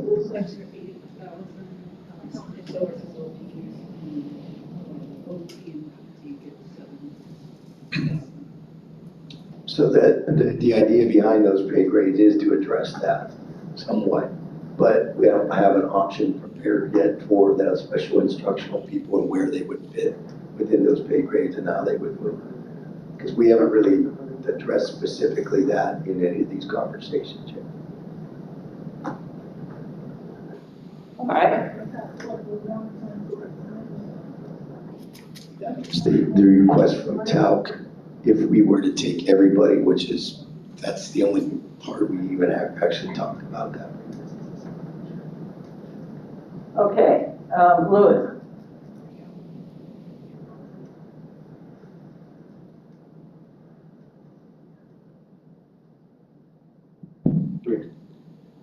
In the option, it was mentioned, which is looking at pay grades, looking for special instruction, building in supplements. What's meant by that? I think there's an effort to reduce the amount of supplements and build them into the actual, pay grade. So that would be part of the proposal if we got to that. All right, Kevin says he can answer that further. So there are things on the supplement schedule. If we define supplement as extra work, because again, there's always this confusion about, do I get my supplement because I do extra work, or do I get it because I'm a certain type of employee? And so the idea is to restrict the supplement schedule to only those activities that require work outside of the contract, but take the same money that's tied to your job. So if you're currently in the supplement schedule and you get X amount of dollars for being, I don't know, an ESE teacher, that same amount of money would then move on to your base pay and off the supplement schedule. So you wouldn't lose any money, but you also wouldn't gain any money. It would just be reflected in a different spot. And so you don't lose and you don't gain. It's just instead of it being on the supplement schedule, it's in your base pay. And the thing on the supplement schedule is stuff like, club sponsor, football coach, band person, stuff done after school, but stuff tied to your actual job description is no longer listed on the supplement schedule. It's instead built into your pay. And then if you had, like if I was the ESE teacher, right, I get money for being an ESE teacher, but then I'm also a club sponsor. The club sponsor is the only thing over on the supplemental side, and it's all the same money. It's just no longer in this schedule, it's over here reflected like that, because I think we want to move to the point where people no longer ask the question, is it because I'm who I am, or is it because I do extra work? Because that's always, and quite honestly, for 100 years, the district has used whatever excuse they needed at the time to define why you got it. Oh, we're short ESE teachers, well, we gave you more money. Oh, all of a sudden you do extra work, that's why you get more money. So like, it's kind of been that back and forth as to why you get it. So this is an effort to make supplements truly representative of things that occur outside of contract hours that are supplemental to the job you do. And if you get compensated extra for the job you do, that will be reflected in your base pay. All right, Anna. First time I made sense all day. Second.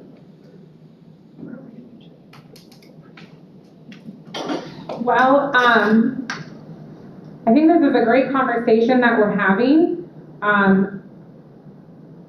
But it makes me wonder, is some of this stuff coming from the Evergreen study? Because while I appreciated the definition of what you gave me, Ron, that was not how Evergreen has been presented to us for all along.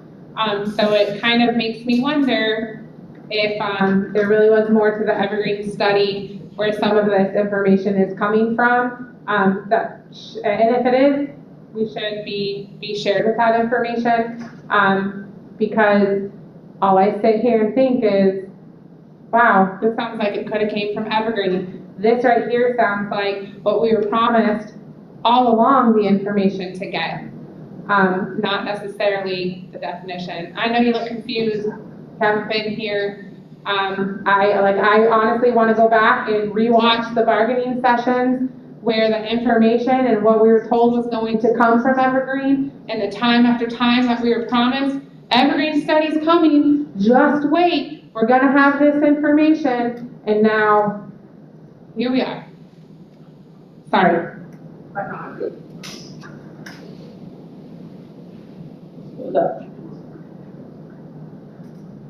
Don't make me go back and watch the questions.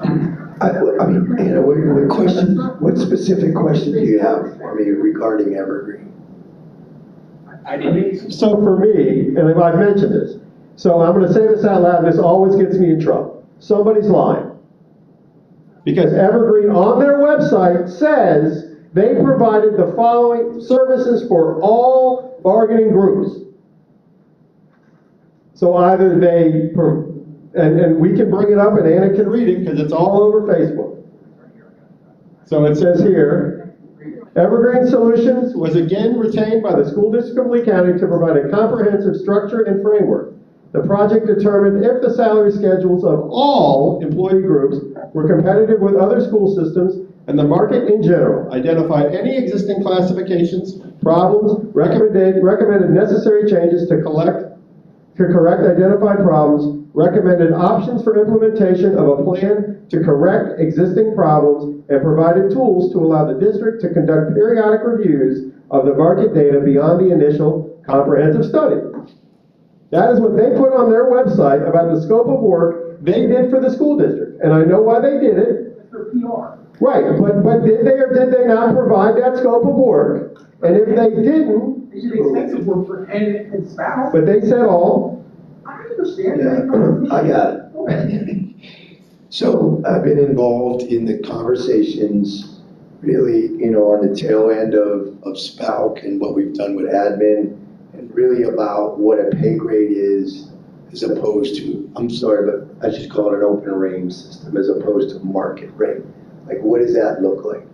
They did provide, like, is anybody else out there school district-wide doing that? Well, really, maybe Orange County, and they provided us some data on what Orange County might have done, but what we are talking about right now has no resemblance whatsoever specifically to what Orange County does. We talked about to them about, hey, these are some of the things that, you know, the district's interested in. Do you have any recommendations?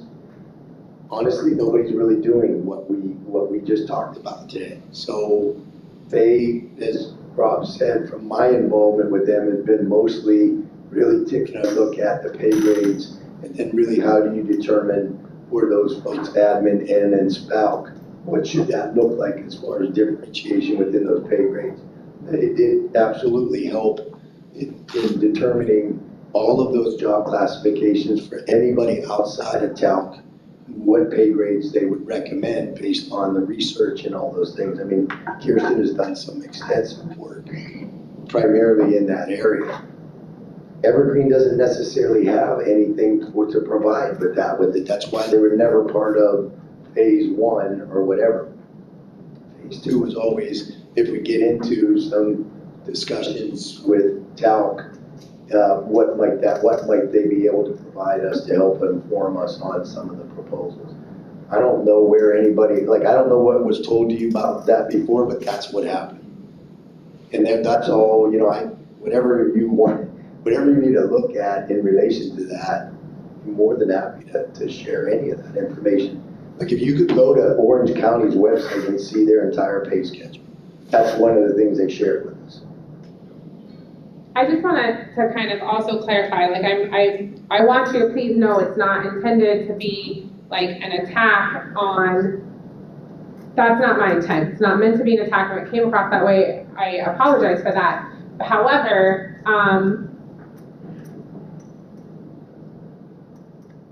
you know, teachers took a lot of time, and there is a belief within all of the teachers, district-wide, that participated in that survey, that were anticipating something. And then for it kind of to be told at the end it wasn't that at all. I just think it's important for us and for the people that are watching and the people that are listening and the people that are paying attention that something is said to them and not just them left in the dark.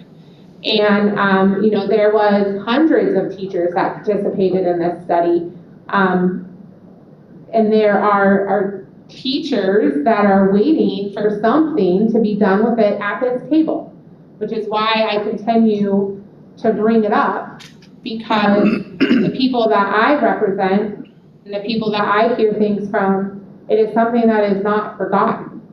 And so I don't know if maybe, and the reason I asked it is because when we start to talk about pay grades and when we start to talk about kind of reclassification of job descriptions, and I hear conversations around maybe looking at our supplements and saying, okay, these supplements maybe belong more, you know, put into a job description than a supplement. To me, I'm sitting here going, okay, not a bad idea, but is that information that is coming from that? So I'm just trying to potentially provide clarity for a large group of people who feel like they took their personal time to share their personal stories and are left completely in the dark about it. And that's where the issue comes at it. And so please, I'm just trying to kind of be a messenger of something. And I hope that don't kill the messenger. I hope that's understood.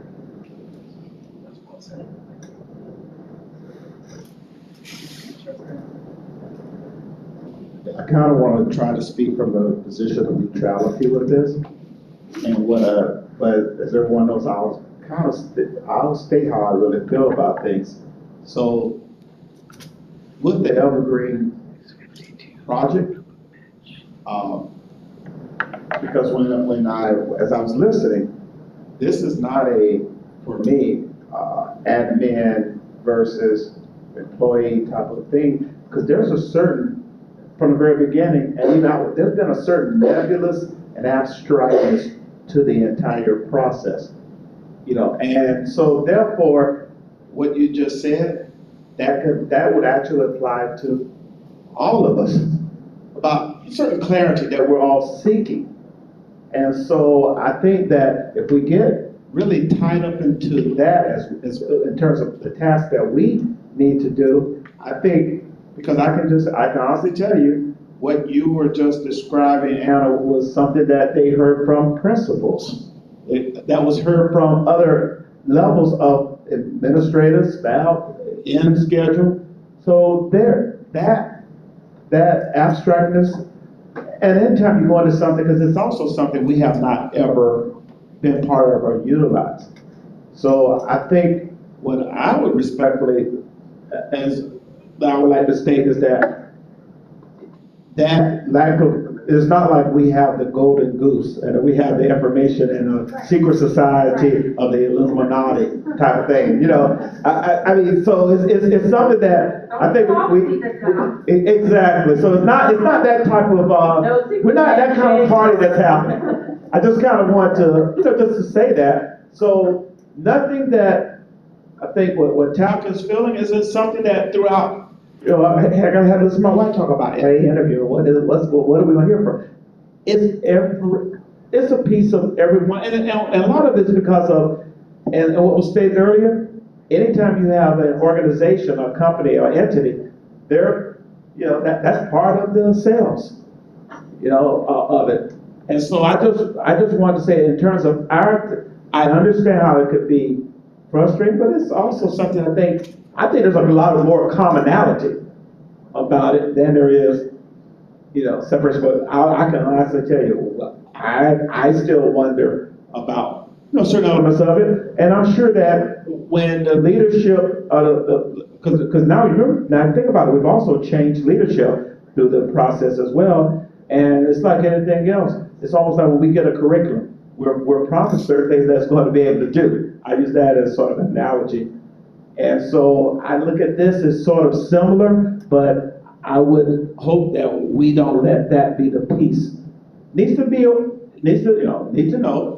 kind of be aware, but it's not necessarily the trail that we need to go down too long. I think stating that, because honestly, there's nothing you said that's been said that every layer of our organization, there are representatives that would feel the same. Okay. But what that's worth. Thank you, Carl. We have 5 minutes left. First, as he has a quick question. So he's gonna be quick and I'm gonna be quick. Yeah, can I just share one thing before? Go ahead.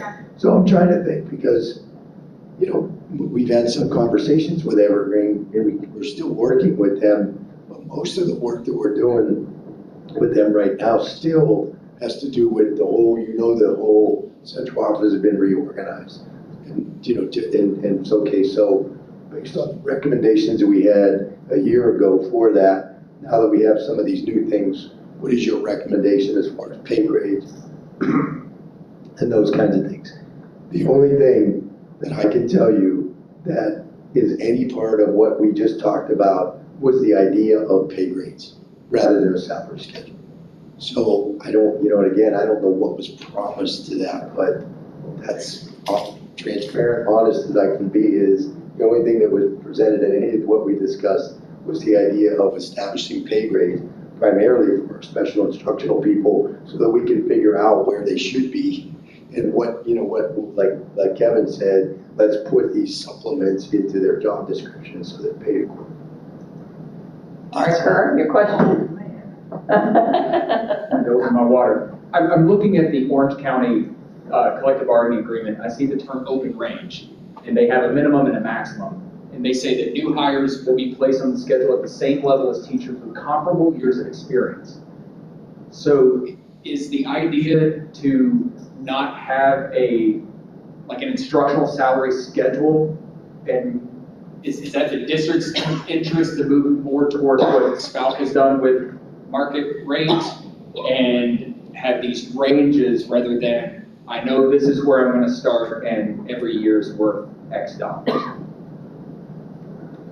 I think that's what, I think that's the case, because we don't necessarily have a salary schedule you can find anywhere. You have a placement schedule. Yeah, right, so let's put something in place that shows where teachers are and which, the different classifications so that we have one. Like I struggle with not having anywhere to go look for a specific salary structure. Yep. So this would be an attempt to do that. Yes. That's one thing that Senate Bill 736 from 2011 or whatever did. They put everybody that doesn't have a continuing contract on their own unique salary schedule. Right. And I feel that this perpetuates that. And I thought our idea was to kind of move everybody to certain lanes so that you didn't have 5,900 salary schedules. Well, I don't want 59 different pay grades. No, she doesn't. Go ahead. So I guess, I'm doing a good job of listening and not judging, which is unique for me. I guess my questions were relative, because again, you put the first option out, right? And so you costed out your option. And your option is composed of these things. So, and feel free to answer or not answer. Is the number that makes up your option the number the board is willing to pay? Because I have things too that are on here, like the $660,000 for FMTC and Cape Coral Technical College. I have things on here too, like the leveling of the supplement for the special instructional. So when we come back tomorrow and start talking about options, is the ultimate number that $34 million? Because I'm gonna tell you right now, 9 minutes of extra day is the equivalent of $996 in employee time for a new teacher over the span of a year if we were to pay people by the minute. So you're gonna give them a 3% raise, which is $1,500. So really, the practical raise is $1,500 minus $996, which is $504. So again, I'm just gonna say this now, uncompensated additional time is an absolute non-starter. Absolute. But I just need to know, as we work with our option tomorrow and Monday and forever long we need to go in the future, we may restructure this and spend the same amount of money or spend more money. So I guess my real question is that $31 million what we would traditionally know as board authority, or is it between us to work out a number that may be more or less than $34 million and then go ask for that? So there was a whole different, separate approach to this time around. Right. We wanted to talk about identifying what the district priorities were, and then putting a package together that looks at that. And that's what the presentation, just so happens that that's what it costs. That's So, right, your option of we have the to district. continue to work Right. within those interests, to come back and finally say, this is it. Okay, all right. Okay. All right, it is 7 o'clock. Yeah, We good. are going to meet tomorrow Yes. here. We are scheduled for here, I Same believe. bat time, same bat channel. All right, see you at 4 p.m. tomorrow.